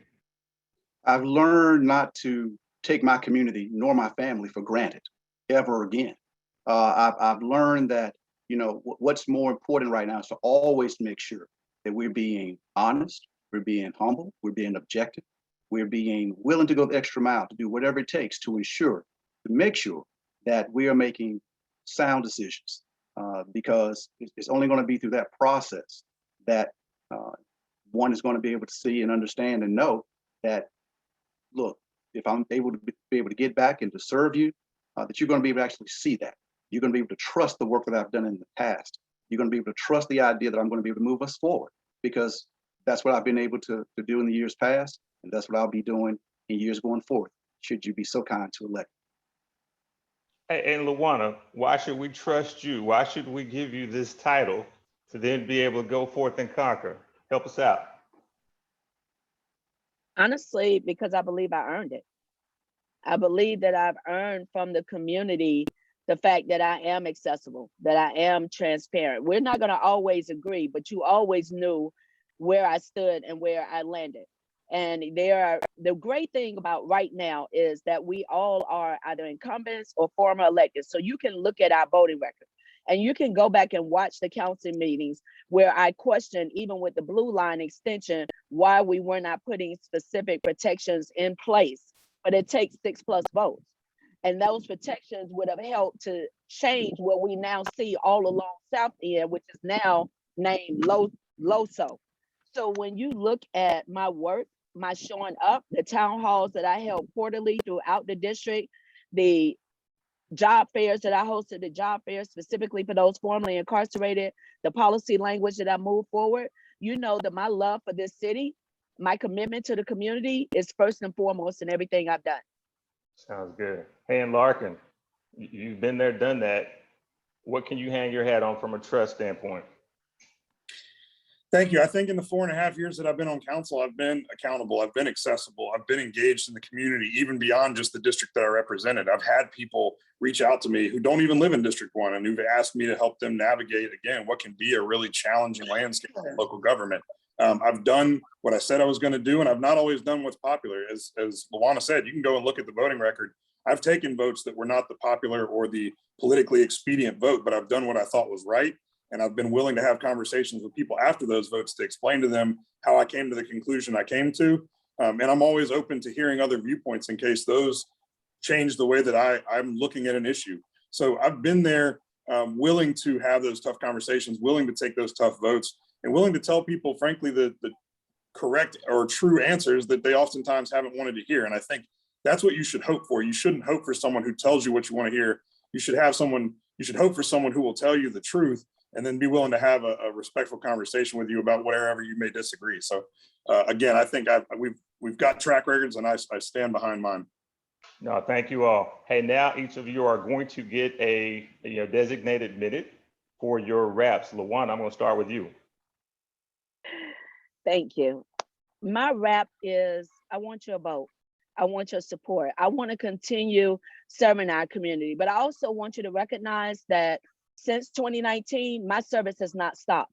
I didn't disappear. I continue volunteering. If you follow me on any other social medias, you see that I've still been sharing and supporting small business, specifically my own minority-owned small business as a Black female. You know that my commitment never left. Whether I'm in office or not, I am going to continue to do the work. But the reality is having a seat at that dais as one of your 4 at-large members means that I have an even greater voice to make sure that the community concerns, not my personal concerns, are the issues that's at the forefront. And having someone there that's going to challenge the status quo, because unfortunately, not for all, but for some members, it's become a rubber stamp. And they've abdicated their responsibility as an elected official to the manager's office. And we need to bring back community representation. So I ask for your vote. Thank you, Luana. Larkin, your salutations. Thank you. Like Luana, I've been doing the work before I got in office. I'll be doing the work after I'm out of office. But for right now, I do think that it gives us a platform to do more and to help folks to an even greater degree. It's been an honor to serve the city of Charlotte as a district member on the Charlotte City Council for the last 2 terms. It would be an honor to continue to serve on the city council as one of the 4 at-large members. And so I think we have, since 2017, when a new wave of us came into the council, there were things that we worked alongside the veterans like Councilwoman Mayfield, like Mayor Lyles, and said we wanted to achieve. We wanted to change the way we're addressing housing, transportation, upward mobility. Big changes have been made since 2017. And I think we've got a lot of momentum. I think we want to keep that momentum. We're losing some of the veteran leaders on council who have decided to depart or go on to other things. I think we do need some continuity from this group that has gotten so much accomplished. And I'd love to be part of that continuity. I would love to have one of your 4 votes for an at-large seat on the Charlotte City Council. Thank you for having us. Sounds good. Thanks, man. Patrick, take us home. You know, we're all used for a season. And in that season, we're to bloom with all the positive fruit that we possibly can. I believe right now that what we do need is a real change on that city council in that large capacity that will allow people to be able to work together, because working together works. It's the way that we were able to get things done in the way of dealing with economic development, public safety, housing, transportation, the environment. The list goes on. And I will tell you that I've never been one to be sitting there twiddling my thumbs, never been one to allow grass growing under my feet when it comes to constituent services. People call me because they know that they're going to get things done. Take, for instance, a lady right along Beatties Ford Road at 2228 Beatties Ford Road, the old Rudines. She's having an issue over there right now. And look, we need to be supporting folks like her. And so I have individuals going over there being supportive. She sold out of all of what she had on yesterday. I was able to wake up to that. We need to make sure that we're doing all what we can do to support businesses like hers across the board and other minority businesses as well. With your support, Patrick Cannon, for Charlotte City Council at large, I aim to do just that, be about our community, your business. Hey, well, Lawana, Larkin, and Patrick, thank you all so much in recognition for being cogent and concise with your responses and being respectful of each other in your respective times. Good luck with the campaigns. And again, we appreciate you all in your active participation today. Godspeed. Back to you. Love you. Thank you all. All right, we'll keep it moving. Next on the docket, we have our at-large Republican primary. Do we have Kyle and Carrie on with us? We do. I see Kyle. I'm looking for Carrie. I'm here. There you go. Can you, You're the bottom. can you left. see me? Yeah, I got Okay. you. I got you. It's like All right, good. I got you. Okay, now you're centered. Okay. All right. Hey, how y'all doing this afternoon? Good. Thank you for having us. Yeah, no, thank you for your participation today. So I don't know if you were listening to the last portion of the forum, but again, the rules of engagement are you get 1 minute, you get 3 questions, you get 1 minute apiece, and I'm gonna be, it's 2 of you. We'll be respectful of each other's time. But with that being said, Carrie, we're gonna start with you. Give us a one minute opener about yourself.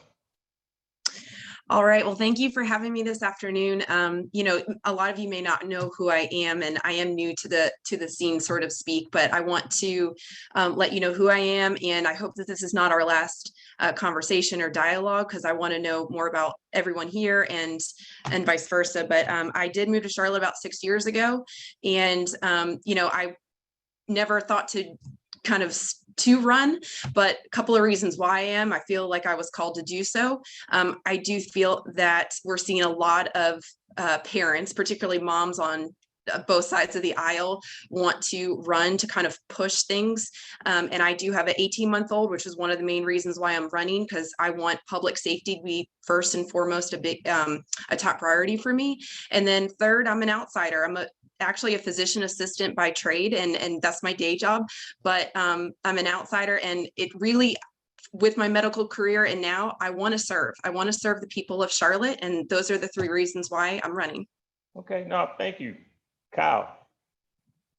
Yes, hello everybody, and thank you all for having me as well this afternoon. My name is Kyle Lukey, and I am a newcomer to running, not a newcomer to Charlotte City politics. I've been involved in the community for quite some time now. I actually drafted the Republican non-discrimination ordinance protecting LGBT people that passed council unanimously this past year. I am focusing on 3 main topics of discussion. First is housing. We need to ensure that we have affordable housing to own so that we can build generational wealth in our communities. Transportation. We need to not look at shiny objects like the Silver Line light rail and actually improve our bus system. I'm a bus rider, and I know how crappy the system actually is for those who need it. And then third, we need to figure out small business ecosystems so that small businesses in our city can actually thrive. One way to do this is, for example, breaking up the RFP process so they can have access to them. So again, look forward to the discussion. Okay. Hey, and for the broader audience out there, again, for Carrie and Kyle, before we go any further, I just wanted to reiterate that this is for the Charlotte City Council at-large Republican primary. So again, thank you. And so our first question today is I'll throw this to Kyle. Kyle, how would you look, or what would your recommendations be on improving relationships between police and the broader community? What are your thoughts on that? Yeah, so the issues that the police are facing right now is that there are not enough of them to actually have that engagement with the community. So they have to respond to numerous different dispatches every single day, and they have to do the paperwork all associated with that. Well, if you want to go and hang out in the community and get to know the community that you're serving, you have all this dispatch and all this paperwork, you're not going to be able to go and play basketball with the kids in the neighborhood. You're not going to be able to go play soccer. You're not going to be able to walk and talk to people when they're out on their porches. So I want to, number one, hire more officers so that they can actually go into the community and be that community relationship. And then number two, I want to ensure that they have paid administrative days so that they can do their paperwork, not while they're on the clock. and they can have, do it while they're not having to balance the dispatch. So. No, thank you, Kyle. Hey, Carrie, to you, how would you foster that relationship between the police and the broader community? I actually agree a lot with Kyle. I know that the current CMPD is understaffed, and we're actually seeing that with a lot of our first responders in general. Fire is also that way. We've talked with them just last week, and they've noted that. I know there is a community engagement unit, and so I don't know the specifics on how big that is, but there could be a possibility of also improving that. And I want to be able to foster more of that community policing and partnership so that we can work with the CMPD can work with the community more. So yeah. Okay, hey, we'll staying with that theme, with both of you wanting to increase the FTE or the head count for policing. I'll start policing, but what would be your top 3 priorities as to how you would actually raise revenues to achieve additional head count, as well as whatever your priorities might be? So kind of 2 parts. So Carrie, I'll throw that one back to you.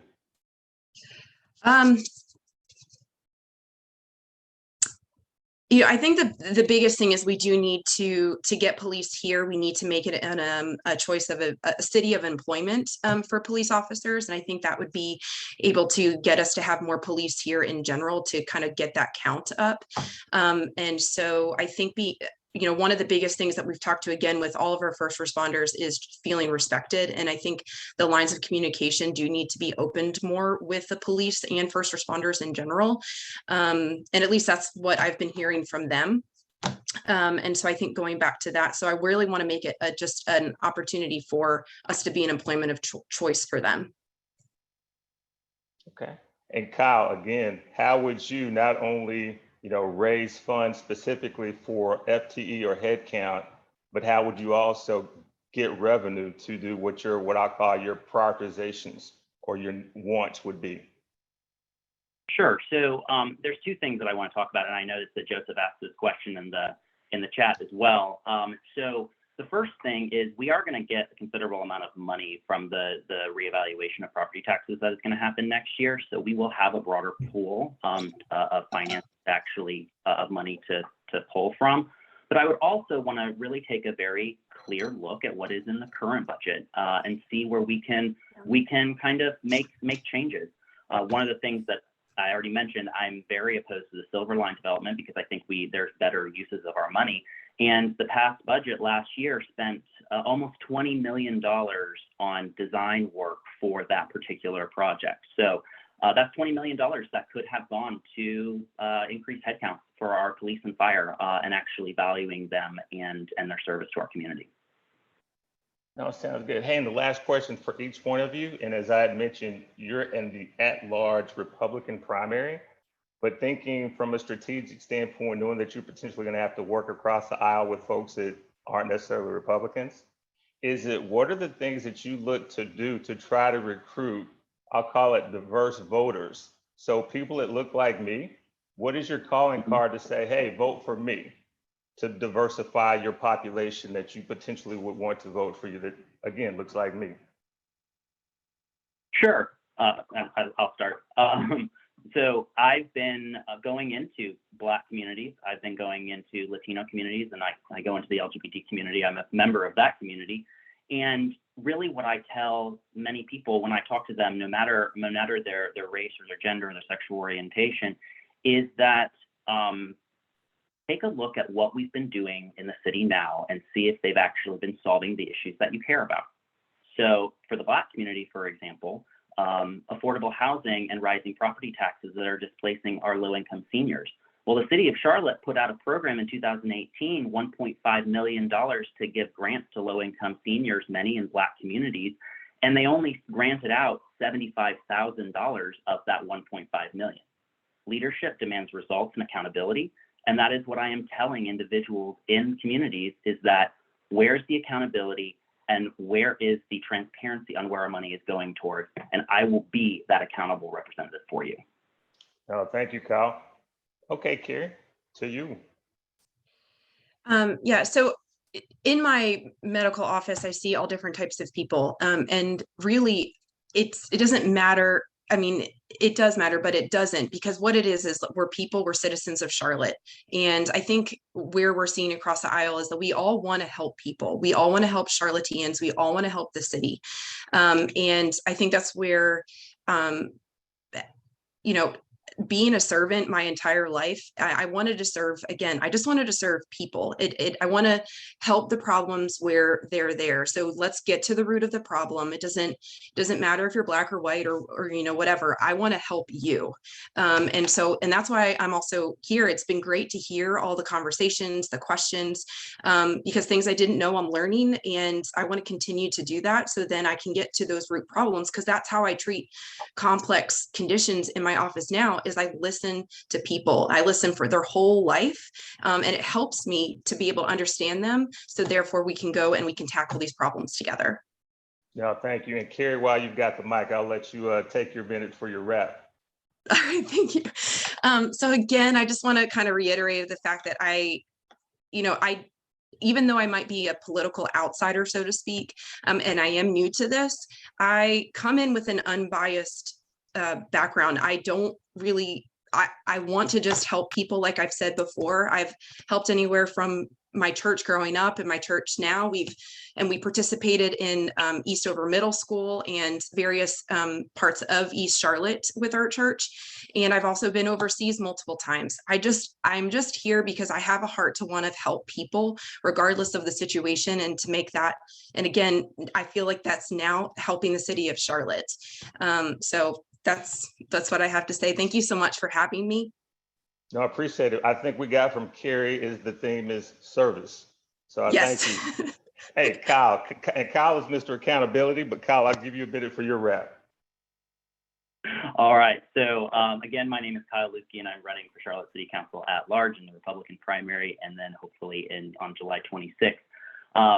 You can go to my website, www.kylelutke.com, to find out more information about my values and what I stand for. But I'm going to use the last 45 seconds to actually talk about an issue that no one's talking about and we really need to start focusing on. Our special transportation services under CATS only goes within 3/4 of a mile of a current bus stop. Well, a large portion of our city is not served by buses. And so that takes out individuals who are vision impaired, who are disabled, who have physical limitations from actually getting around this city. And they become shut-ins in their own home. I've been working with Metroline Association for the Blind on this, and we really need to expand our special transportation services so that every single person in our community can be a part of our community. So talk to your current council people, get them to do something. And hopefully when I'm elected, I will do the same. Thank you. Hey, Kyle, thank you for bringing that to the broader audience's attention. Appreciate that. And as I mentioned to Carrie, as well as you, Kyle, good luck with your respective campaigns. And I think more importantly, thank you for being active participants in coming and speaking, and not only sharing, but as Carrie had mentioned, listening to all the things that are going on. So thank you all. And again, Godspeed with your campaigns. Thank you very much. Thank you for having me. All right, if we continue, we've got our Charlotte City Council District Democratic primary. This one's a pretty large docket of folks. So I want to just make sure, that the screen gets changed the way that it needs to make sure that we've got all of our participants in before we kick off.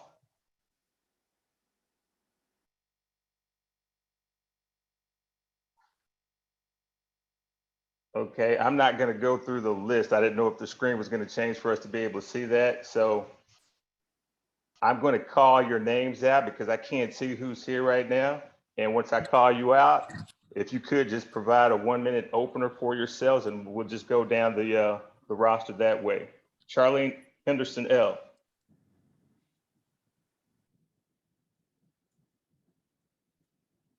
Okay, Charlene's not with us. I'll keep it moving.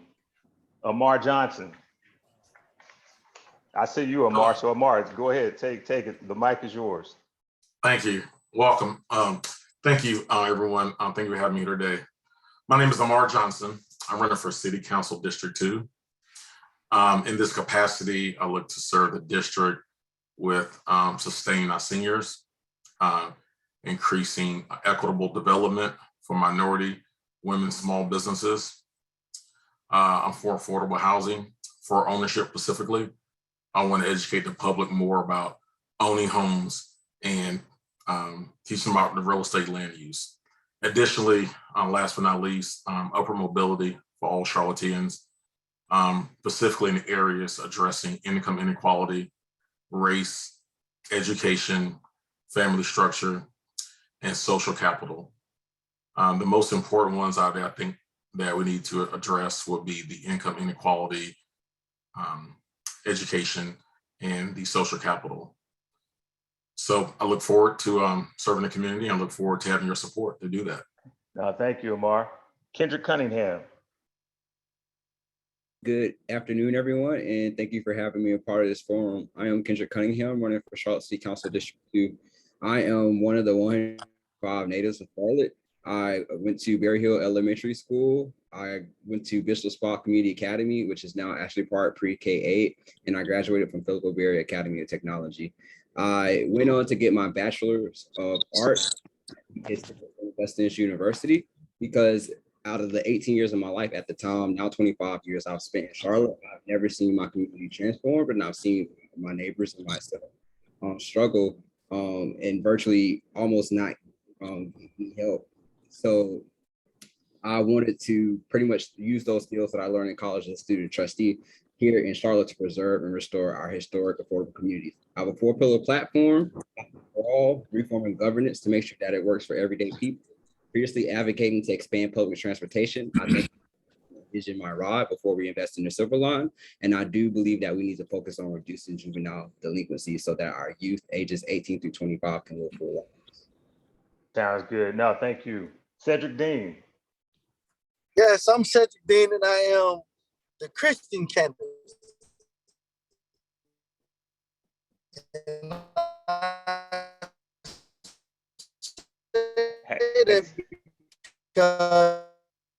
Hey, Cedric, I don't know if you can hear us, but we're having a difficult time hearing you. I think you've broken out. I think we may have lost you. I'm gonna let Cedric fix his Wi-Fi or whatever's going on there. I'm gonna skip on. I think I'm just looking back at my notes. Has Dimple joined us? Okay, well, I'll move on. Darlene Heater. Darlene. It was Christ saying, I do not apologize for saying that. Hey, Cedric, I'm gonna come back to you because we couldn't hear you at the beginning. So I'm gonna come back to you, okay? Darlene, are you with us? I Okay. Liz Millsaps. Hello, everyone. Thank you for having me. I'm Liz Millsaps Hagler, running for District 5. I'm a native Charlottean, a proud West Charlotte graduate. I'm a realtor, a paralegal, and currently co-chair the Oakhurst Neighborhood Association on the Mora corridor. Some of you may know me from my work with Charlotte East, the Gold District, the Housing Justice Coalition, the 12th District Democrats, Senior Democrats, or the Progressive Democrats. I'm running on strong neighborhoods, supported citizens, and a ladder of opportunity and success for entrepreneurs and small businesses, as well as reimagining our transportation system. But mainly I'm running because the city has promised to work with us and they are not. Do you feel like your voice is being heard?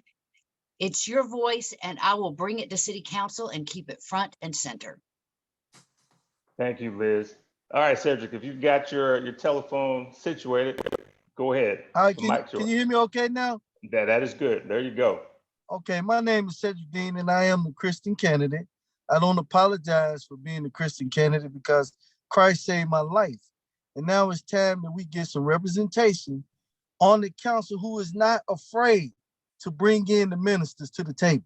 Right now, we can't get people to the table that can help solve this problem.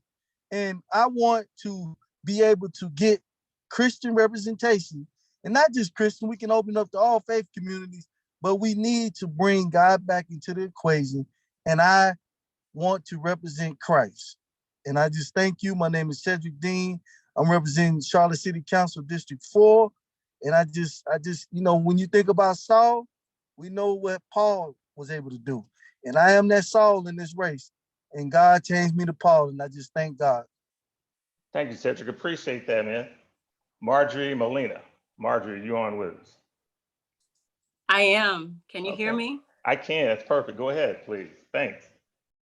Well, good afternoon, ladies and gentlemen. Thank you for having this opportunity to address you today. I am Marjorie Molina. I am your candidate for Charlotte City Council in District 5.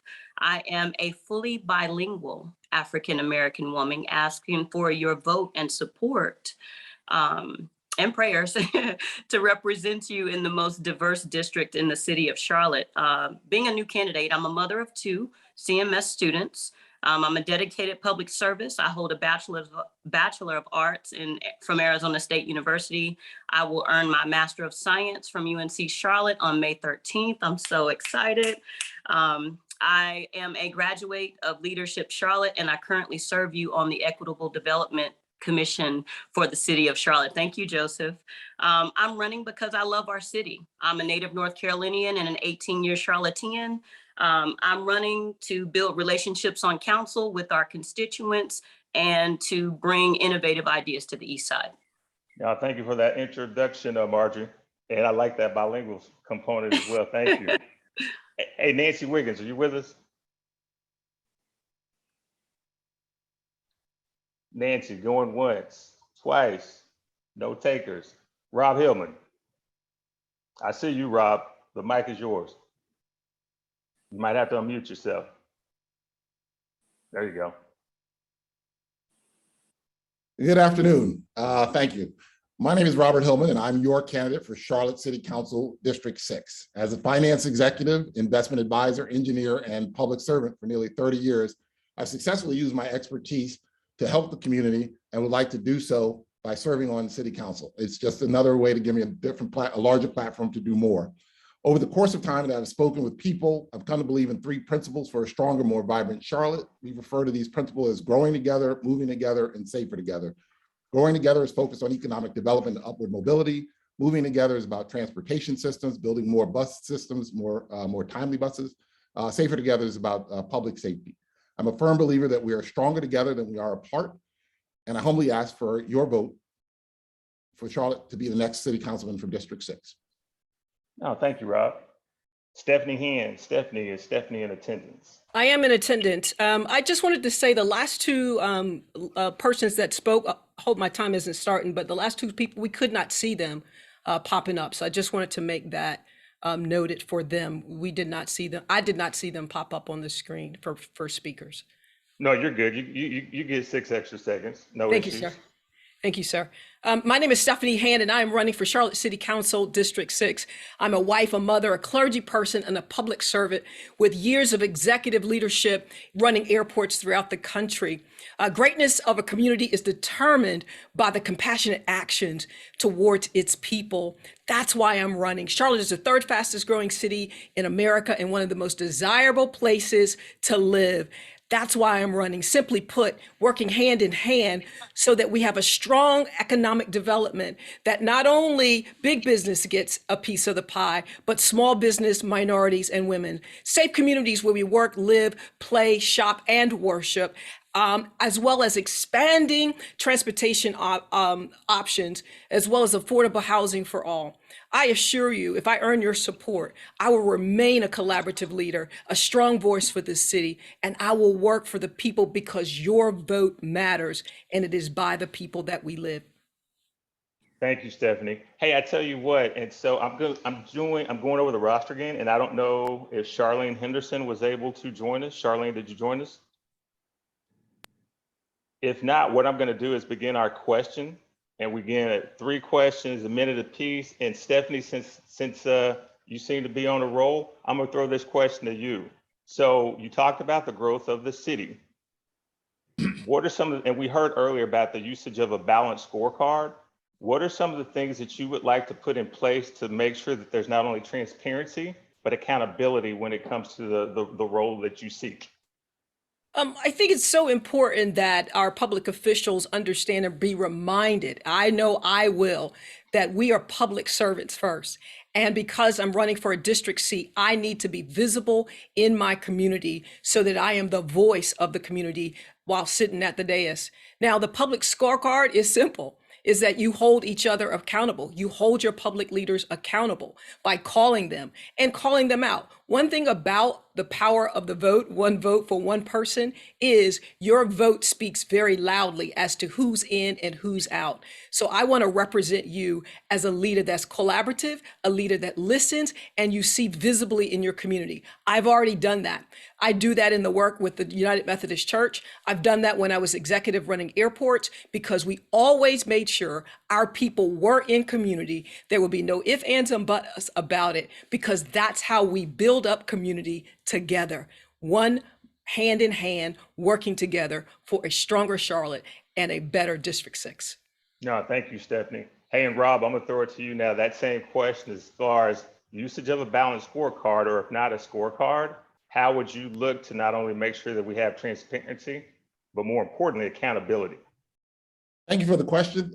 As it relates to scorecarding, generally speaking, that's about kind of basically evidencing with having some metrics on things and putting that out there. So I'm a firm believer in doing such. Recently, I got excellent on the scorecard for the LGBT plus community.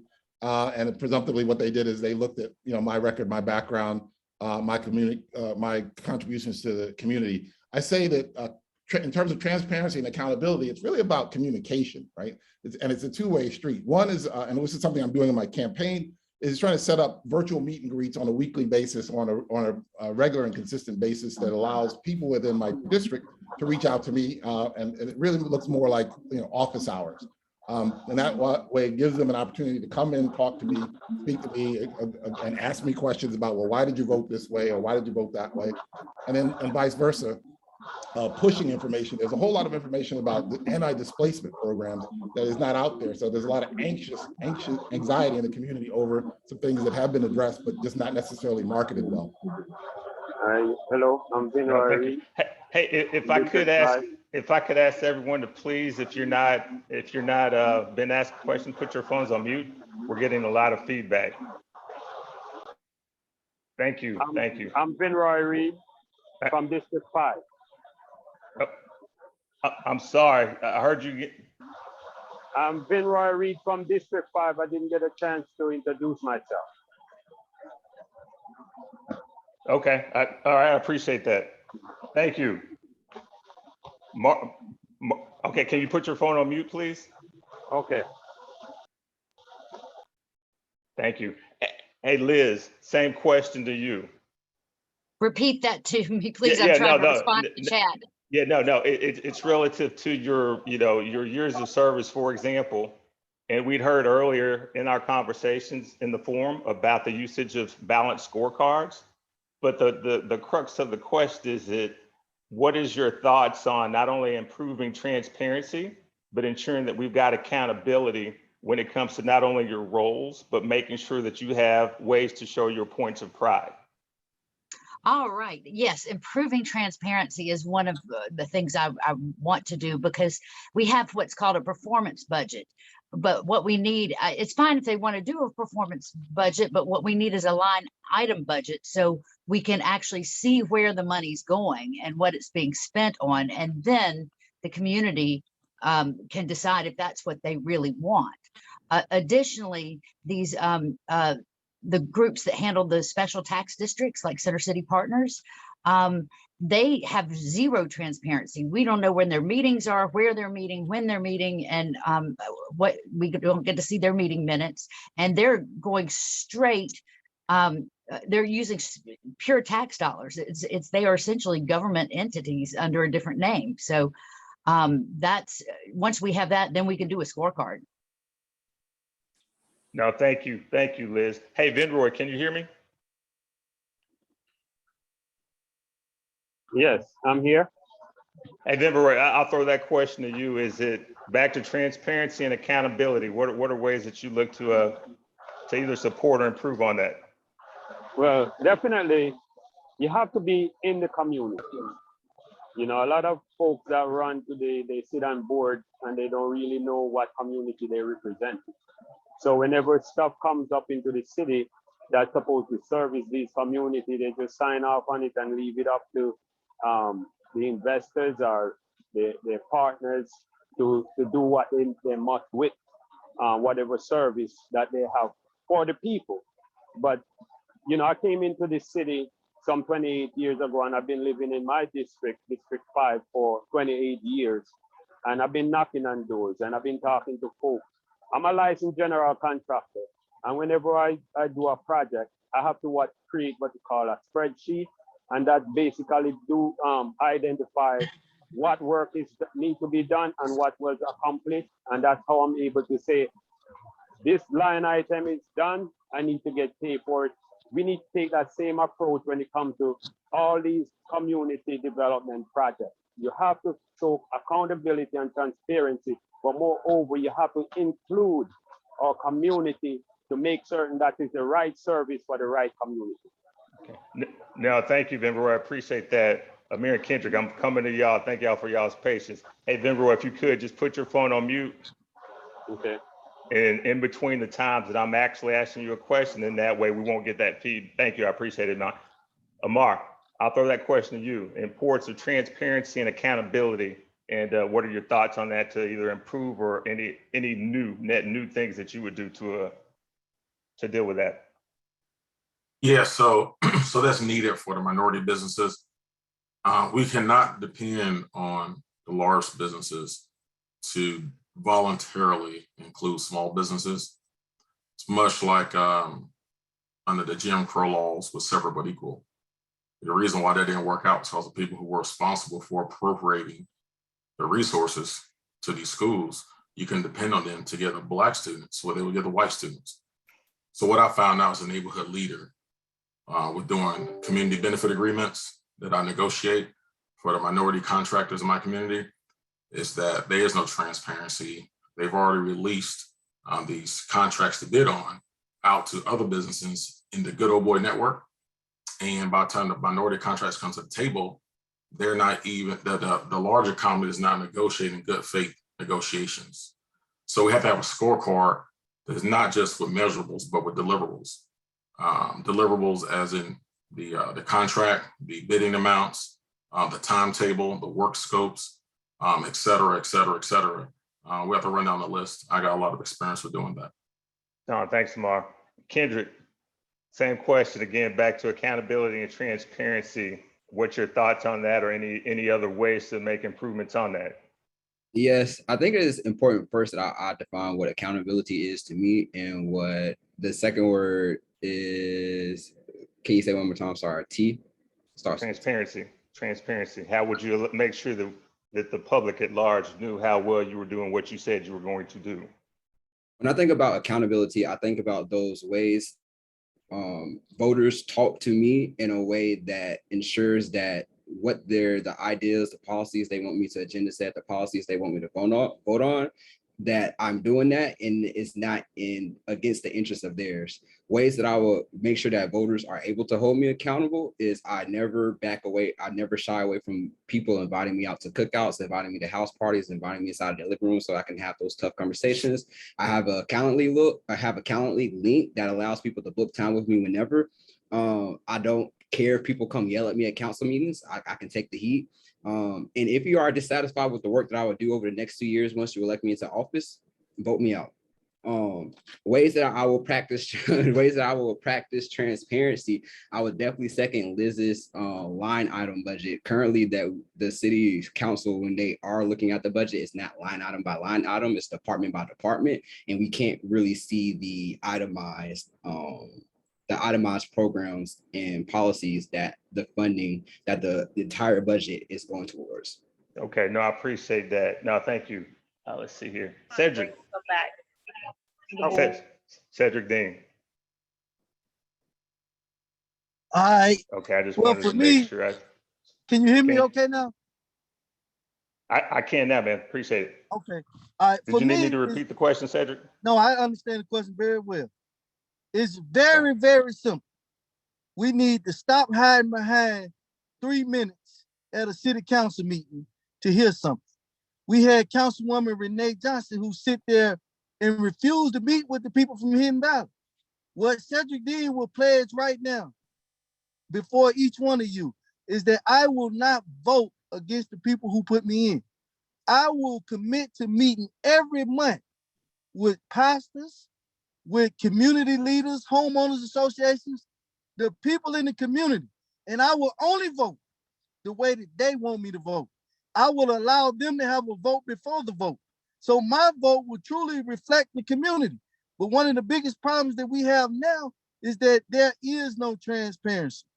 Transparency comes from involvement. So I will make sure that the community is 110% involved.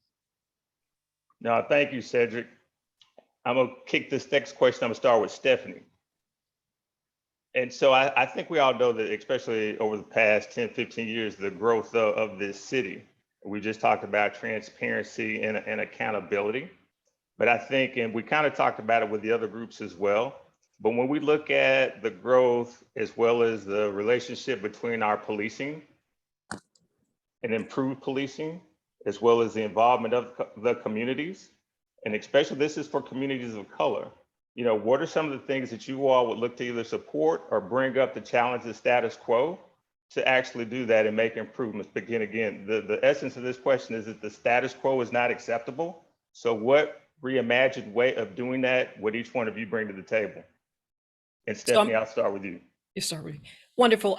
First and foremost, I think that our police are doing a great job in our community. I believe that we can also do better. I would just simply say this, is that it is important that communities are involved as well with our police department. Number one. Number two, that our police department can afford to live in the communities in which they're serving, which means affordable housing and workforce housing for them. Number three is that we collaborate from the philanthropic community, the business community, the neighborhoods, as well as our police, because at the end of the day, we need each other.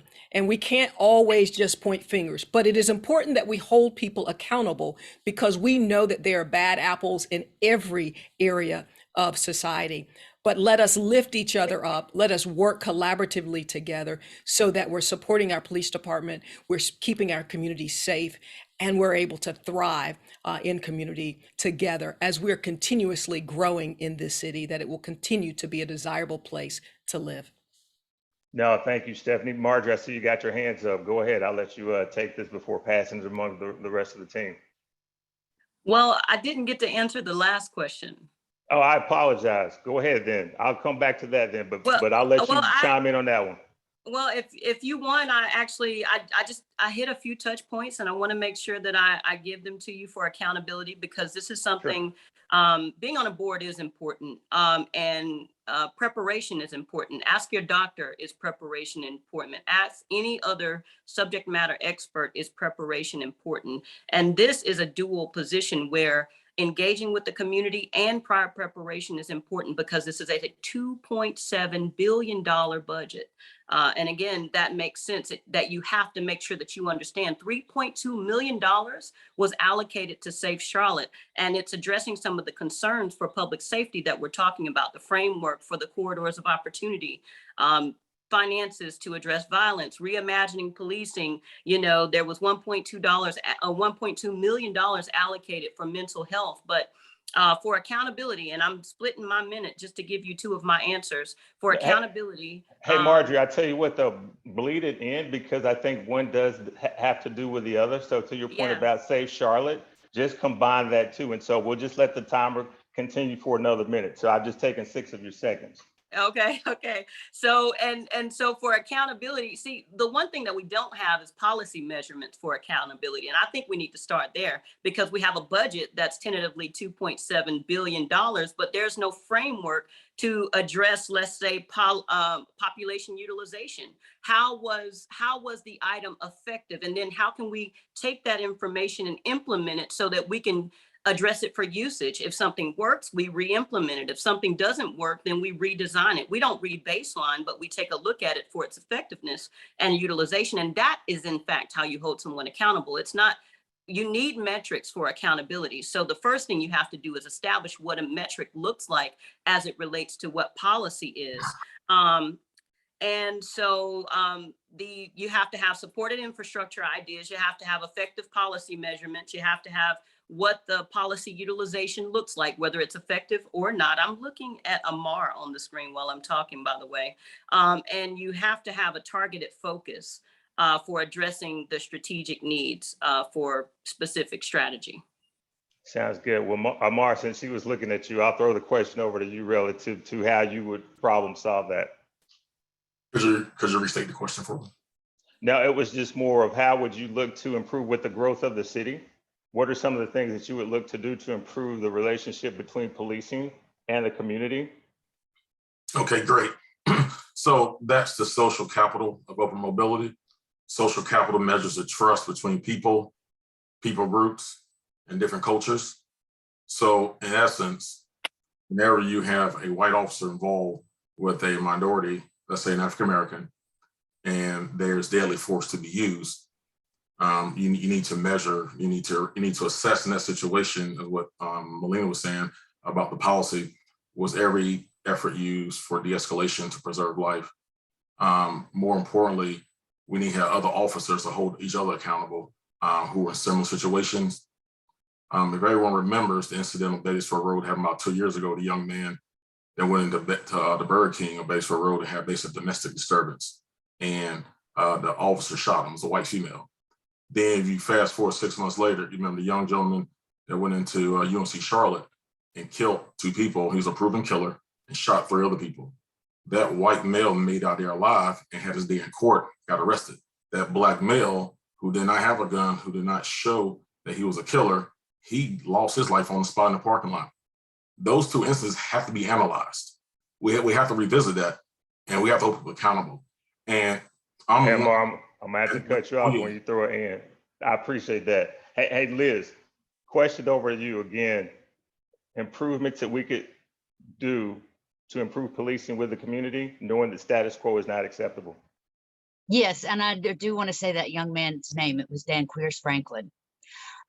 We have shoved homelessness, addiction, mental health issues onto police. It's time, I love the new program they added, but it needs to be removed from CMPD because we do not need police to be answering those calls, and they don't need to be having to learn how to answer those calls, because we need work on things like rape kits and,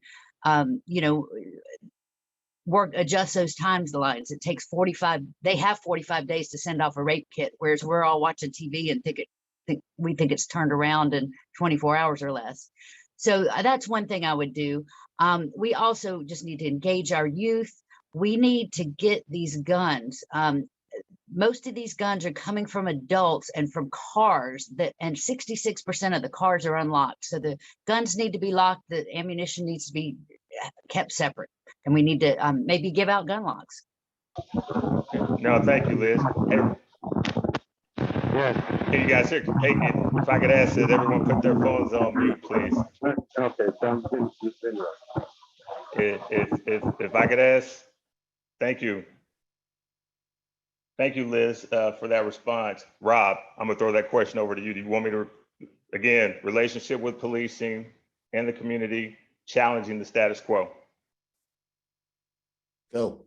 Thank you very much. I think my summary point would be, you got to love the police, and the police need to love us. And what that really means is that we have to establish programs, procedures, and policies that allow the police to outreach to the community and have the time to outreach the community, and vice versa. We have to do some training and have some community conversations around how to interact and engage with the police. Other things, as Liz has alluded to, is we're actually asking our police to do too much. So we need to devolve some of their responsibilities into other agencies, into other groups.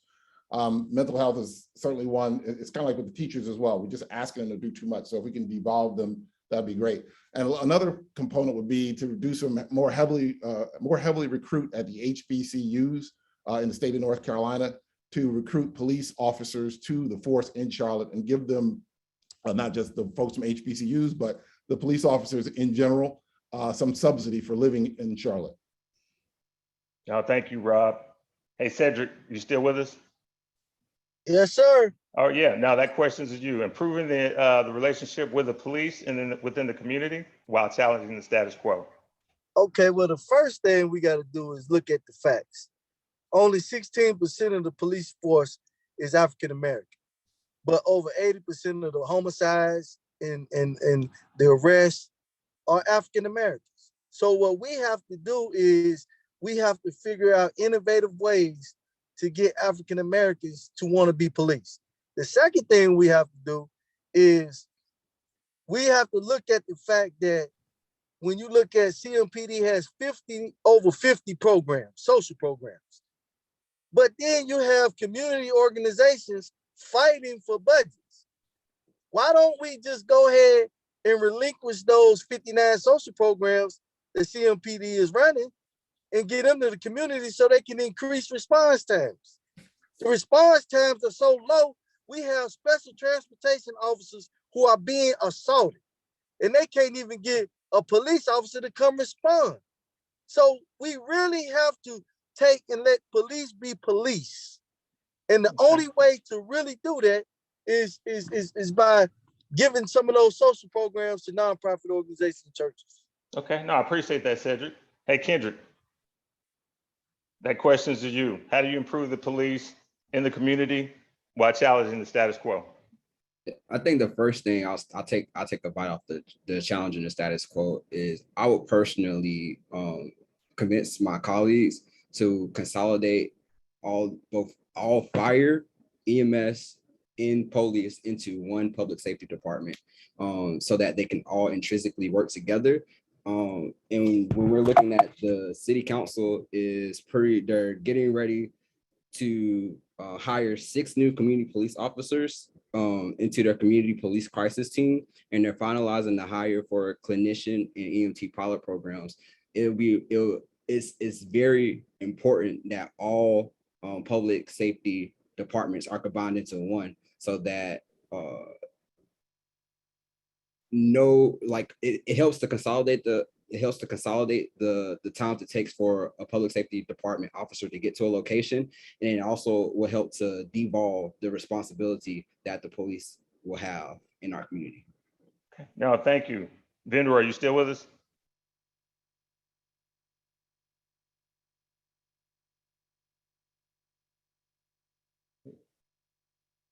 Vendor, I'm gonna give you one more shot. Okay, all right, I'm gonna throw this next question. Hello? Vendor, you got one more time. Okay, I'm here, right? Can you hear me? Yes. Can you All answer right. that question relative to improving the police in the community? All right. So number one, infrastructure. All right. Response time won't work without proper infrastructure. You have overbuilding. That means you have more cars on the street than ever before. Number one, you're asking the police officers to do a whole lot of work. As you know, the city is not paying their workers adequate enough for them to respond to what they need to do. So we need to look at giving them a living wage, and we need to give them additional training, and we have to get them into the community that they serve to meet and greet the community. You know, the fix is simple. If I'm gonna serve you, I got to know you. I've been running a restaurant for 20 years on Central Avenue, and I know all my customers, and I have to treat them with respect because they support me. The police need to know that this is a partnership. The city have to treat our community as its own because that's being served. We need to. Hey, Vinroy, I don't know if you can tell, but yeah, we're good. If you could mute at this point, and then I'm gonna come back to you for your wrap up, okay? But if you could stay on mute until that time, I appreciate you. Thank you. Hey, Liz, I asked a similar question to the last group, and after this question, I'm gonna give you guys a minute to do a wrap. But specifically, what makes you different from your competitor, and what's a specific skill or any special thing that you might bring to the table that differentiates you from your colleagues? All right. I have been doing the work in the community for years. I have the most results that have benefited District 5 and the city of Charlotte. I am a proven leader as well as a collaborator, which is very important on city council since it takes 6 votes. I am frugal as heck. I can stretch the money way out. Gosh, I could just go on. Let's see. I've got the greatest knowledge about how to solve our issues. I have the most expansive network of engaged citizens. I'm the most progressive candidate in my race. And then I have this ladder of opportunity and success for entrepreneurs and small businesses, including incubators for cooperatives and worker-owned businesses that can really, that's going to change crime because it's going to engage people. It's really, the East Side is just, more jobs is what will solve our issues. No, thank you, Liz. Marjorie, you still with us? I absolutely am. Yeah, go ahead. Yeah, again, what characteristics or points of pride do you bring to the table that help differentiate you from the competition? Well, I would like to start with the fact that I'm actually a bilingual African-American woman. The largest representation of our population are Spanish-speaking residents, and I read, write, and I speak Spanish. I bring a local, national, and international perspective to this job. I've done more than a decade of work, so I would actually argue that I don't know if we could make this congruent contingent upon age. But for my lifespan and the time that I've been alive, I've spent half of it in Charlotte and all of it serving. So that relatively to my age, I've spent most of my time serving. I've been an ambassador for the United Nations. I've been a state leader for the United States Global Leadership Coalition. I was a Capital Scholar working and living in Washington, D.C. in public policy. In addition to that, I've served our community in several multi-level capacities, and I'm endorsed by candidates that actually serve our community. I'm actually endorsed by the Black Political Caucus. So thank you so much. Muy bien. Hey, Stephanie. Muchas gracias. Hey, Stephanie, question posed to you. How do you differentiate yourself from the competition that's with us today? Thank you for the opportunity to serve in this capacity. I am an executive leader that ran airports throughout this country. I've worked in nonprofit organizations and a clergy person in the United Methodist Church. I will be accessible because that's what I do. I'm a servant leader, accountable to myself first, and then allow the community to be hold me accountable to the things that I say and do. I don't mind having tough conversations because I think tough conversations help us to be a greater community, and it's going to take tough conversations. I reach across the aisle. I will be a servant not only for Democrats, but for Republicans and unaffiliated, and even those on the side. I listen and I will outwork anybody on this call because I believe that work and in community is so valuable. So if I will continue to be a coalition builder and be a strong voice for this great city, I'm a servant leader for the people and by the people, working together hand in hand for a better District 6 and a stronger Charlotte. No, thank you, Stephanie. Rob, question posed to you. How do you differentiate yourself against the competition here today? Yeah, my principal background is that of being an investment banker and an investment advisor and an engineer, as well as a public servant. So those things kind of come together to provide me with a skill set and a toolkit over which I can analyze a couple of and problem solve on council. A lot of things in the planning area are engineering adjacent. A lot of things in the budget and finance area are investment advisor or investment manager adjacent. You've got to basically, there's a large amount of money coming our way. We've got to invest it wisely. I'm very good at kind of having metrics for picking projects to determine which ones should be ranked over others so that we get the highest bang, the biggest bang for our buck. I've also been active I was on the Central Line Economic Development Commission. Economic development is one of the core things the city council has to do. That commission basically looks at economic development around Charlotte. I was an instructor at the Baha'ilu Academy in a makerspace teaching kids physics. So I've got some outreach into the community, the educational community, because I'm a firm believer that we've got to do some things with upskilling folks. and I've been on the board of the Community Culinary School of Charlotte, which is basically a workforce development program for hard to employ individuals. No, thank you, Rob. Amar, same question posed to you. How do you differentiate yourself against the competition here today? I'm goal oriented and objective.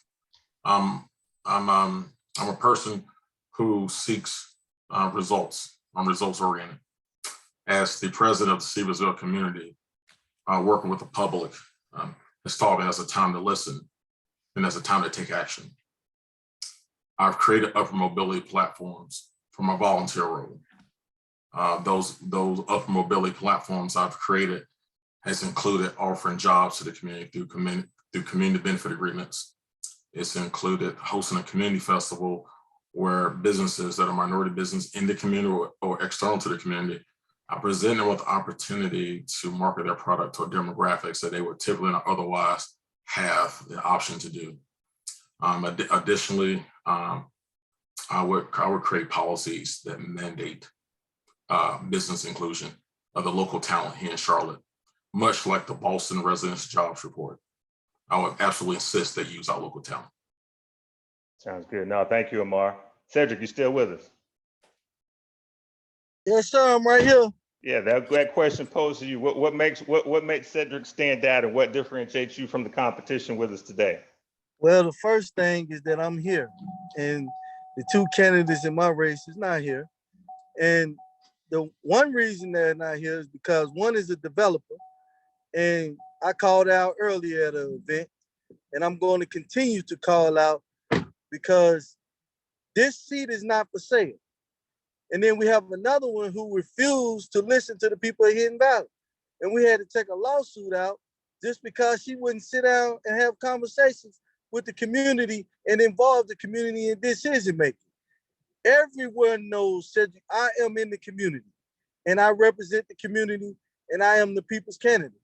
So that's ultimately what makes me different is I will serve the people in the way that the people want to be served. No, thank you, Cedric, man. I appreciate that. Kendrick, what differentiates you from your competition here today? So there's 3 candidates in the District 2 race. On one end, you have a entrenched incumbent who refuses to meet with the constituents of our community. And on the other end, you have a rogue neighborhood leader who has been voted 53-0 out by their neighborhood association. As the vice president of a neighborhood association in our district, I can tell you, and someone who has effectively operated a democracy and preserved the African-American community in Raleigh, North Carolina, I have the experience needed to put the right policies in place and to fund the right programs that will restore and preserve Northwest Charlotte. You can find more information about me by going to www.kendrickcunningham.com. You can tap ACT to contribute.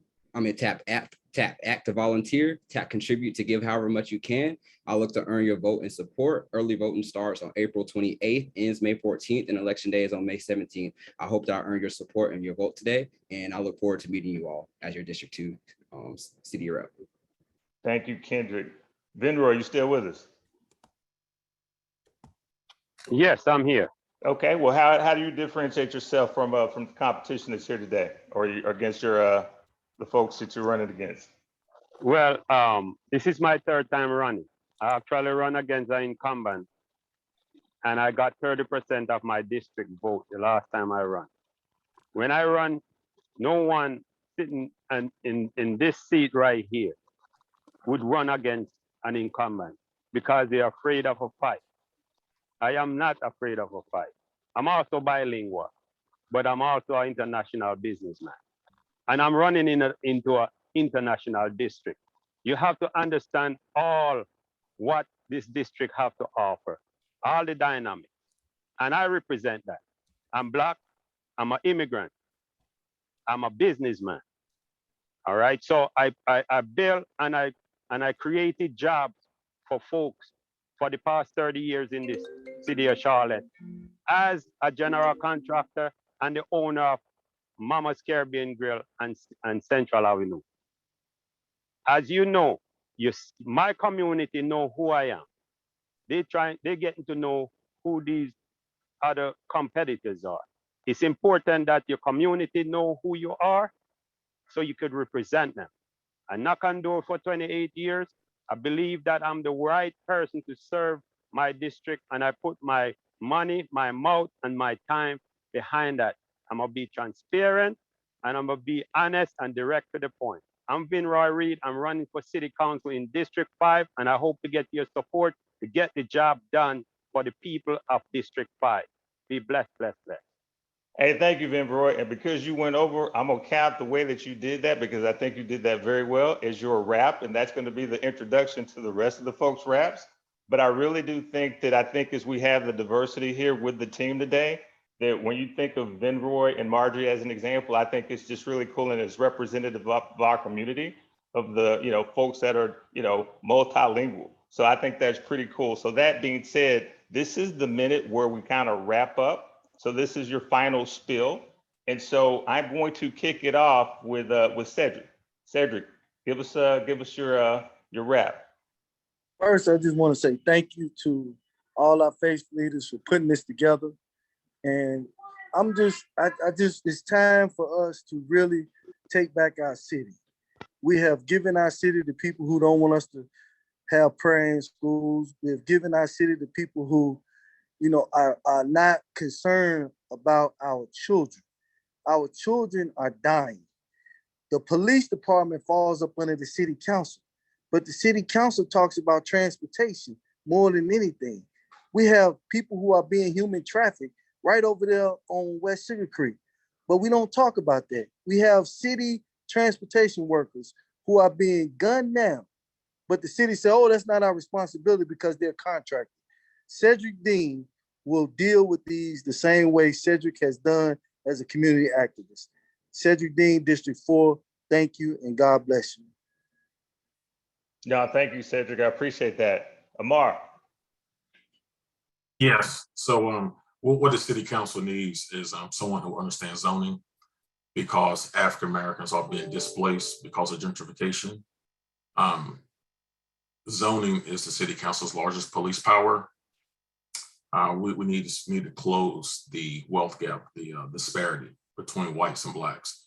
And that starts with home ownership, also allowing African Americans to have access to capital to start up businesses, to sustain the current businesses, and also to grow those businesses larger. That's why we have to have equitable economic development. Thank you, the Friendship Missionary Baptist Church, for the social justice platform. Social justice is something that has fallen on deaf ears. I think a lot of people are scared to attack it. We have to work with police unions. They have a lot of power. We must understand that dynamic, and the city council must act on social justice and work with the DA on justice reform. No, thank you, Amar. Stephanie, final wrap.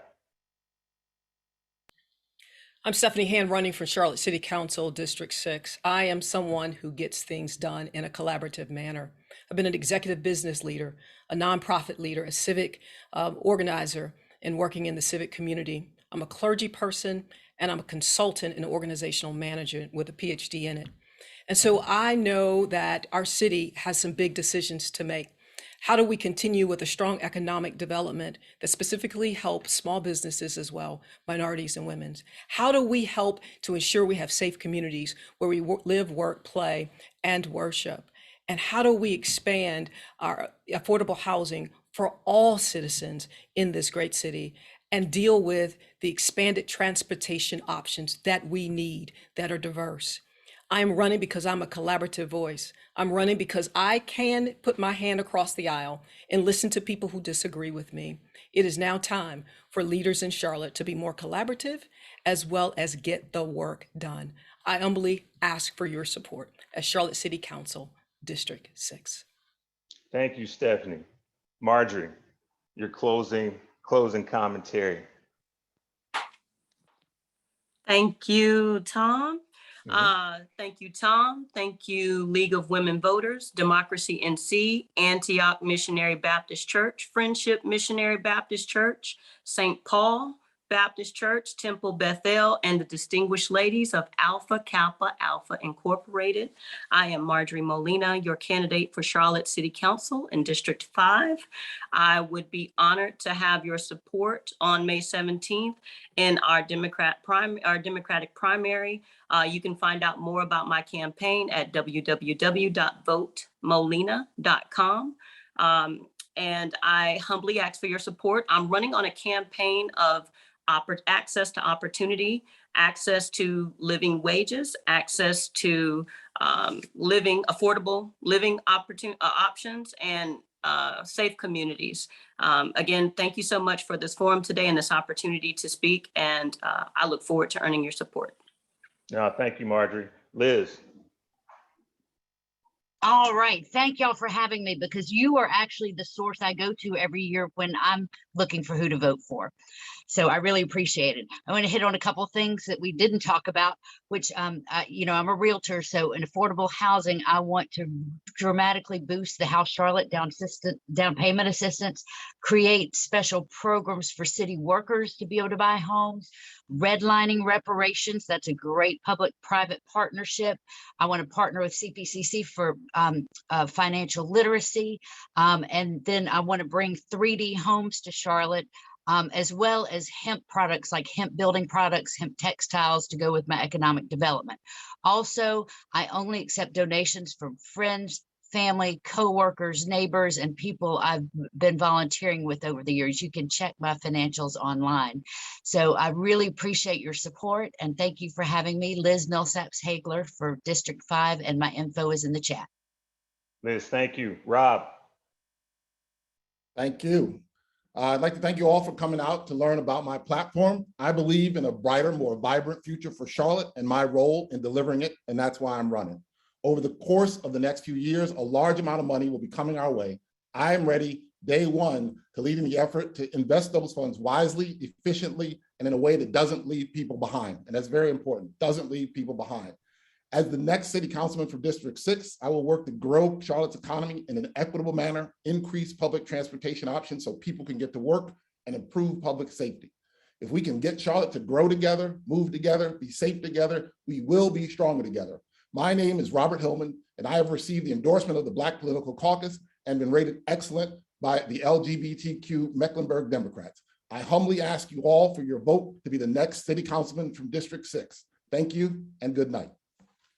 Thank you, Rob. And I know that due to schedule, we had, I think Dimple's joined us. Dimple, have you joined us? Yes, I'm here. Hey, Dimple, hey, because I know you just joined us, and I want to make sure that you get proper time to not only do an intro, but your wrap. I don't know how much of our conversations and some of the questions that you heard, but I wanted to make sure that you got an opportunity to kind of segue into any of those questions that I may have posed, only one of them, and do a great job of really integrating not only one of those Q&As, whether it be community and the policing portion or accountability, to then not only tell us about yourself, but addressing that question, to then also do a exit stage left with your salutations. She's brilliant. Absolutely. And how many minutes do I have? You get, like I said, you missed that, so you get a good solid two minutes. Okay, well, I appreciate this opportunity, and thank you so much to the Divine Nine family, to the faith community, to the Democracy of North Carolina and League of Women Voters. I really appreciate you putting this out and helping us get the information out. Before I get started, I just want to give a special shout out to the Delta Sigma Theta sisters. You guys are near and dear to my heart. When I received my first scholarship from Delta Sigma Theta that put me through college, and I'm very, very grateful for you all because of the investment that you all made in my future when we couldn't afford to go to college. So thank you. I'm Dimple Ajmera, your Charlotte City Councilwoman at large, and I've been serving you all on the City Council since 2017. I'm running for my third term on the Charlotte City Council on the platform of affordable housing, public safety, infrastructure improvement, and environment sustainability. At the end of the day, it's not what we say, but it's what we do that matters. On the council, we have made great strides on affordable housing. We went from $15 to $50 million investment in affordable housing. We have intentionally prioritized opportunities in corridors of opportunities and invested over $60 million. And we have been very successful with prioritizing our environmental investments and meeting our climate goals that we have. I'm very principled. I always vote my values. When I rock our 9-month-old to sleep, I often think of the parents that do that every single day in our city, especially many mothers and fathers, because at the end of the day, we all want a better world for our children. And that is my guiding light. And that's what fuels me to run for my 3rd term on the Charlotte City Council. So I hope to continue to earn your trust and your support. So keep it simple, vote for Dimple. But I'm here for any other questions that you'd like me to address. No, thank you so much, Dimple. And I want to just recognize a very diverse group of folks that were not only, I think very concise and coaching with y'all's responses. I think, again, the diversity that we've shown here just really reflects how the city's grown. And I'm excited that we were able to moderate such a great group of folks. It's going to be tough decisions out there, but I think more importantly that we were able to put this forum together to partake and be active participants in the body politics. So thank you all for being able to not only tell us who you are, but I think more importantly, let us know how you feel about some very important issues that will continue to shape this city. So with that being said, I'm going to pass this over to Stephanie Collins-Frimpong. She's going to go over some announcements, and she's with Omega Iota Omega chapter of Alpha Kappa Alpha sorority. So Stephanie, the baton is passed to you. Thank you, Tom. I just wanted to say to you, you did an excellent job. Well done. Thank you to all the candidates that came out to this forum. Thank you for joining us this afternoon. Here are some important dates to remember. Voter registration drive is Friday, April 22nd.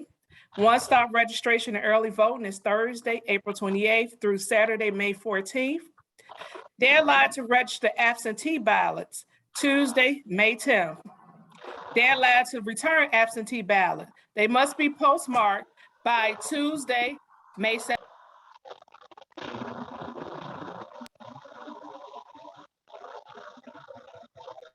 Election day is Tuesday, May 17th. We would like to acknowledge our sponsors and volunteers. Alpha Kappa Alpha Sorority Incorporated, Omega Iota Chapter, Antioch Missionary Baptist Church, Democracy, North Carolina, Friendship Missionary Baptist Church, League of Women Voters of Charlotte, Mecklenburg, St. Paul Baptist Church, and Temple Bethel L. Please help us improve on today's experience by completing a short survey. We're going to place a link to the survey in the chat. If you're pre-registered, you might also receive an email a reminder to complete the survey. We greatly appreciate your feedback as we seek to educate and engage our community. Finally, we have a couple of announcements from our sponsors. Friendship Missionary Baptist Church will be hosting a seminar titled What You Should Know About the End of Life Planning on Thursday, May 19th, 2022, from 6 to 7:30 p.m. The event will feature a panel of state lawyers, insurance companies, funeral homes, and more. To register, we will put the link inside the chat. The League of Women Voters of Charlotte Mecklenburg will be hosting a Queen City Family Tree, a presentation of systemic racism in Mecklenburg County government. This will be part of the virtual League Talk event on Tuesday, May 17th at 7:30. Registration is available on the League's website. We will also put that website in the chat. Thank you again for turning in and have a wonderful, wonderful weekend. Thank you. I will now turn it over to Reverend Glennis Redrick for our closing prayer. Good afternoon, everyone. May we bow. Gracious Holy One, we thank you for yet again a day that you have allowed us to see the rising of the sun. We thank you, O Heavenly One, for gathering us today to hear the voices of those that you have anointed to speak truth on behalf of the community. We thank you for all of the sponsors and the chapter, Iota, Omega, for putting this event together. We thank you for Friendship Missionary Baptist Church, who partner with other organizations to make sure that the community will have an opportunity to hear the voices of those who are running for elected offices. Gracious One, we ask that you continue to give us encouragement, give us endurance, give us what we need to persevere as we continue to march on forward for justice. Because we are called to represent not just a few, but we are called to represent all. In everything that we do, let us be mindful that we are dependent upon each other. So I cannot be if you cannot be. I cannot lift if you cannot lift. I cannot be healthy if you cannot be healthy. So allow us to understand that our lives are dependent upon one another.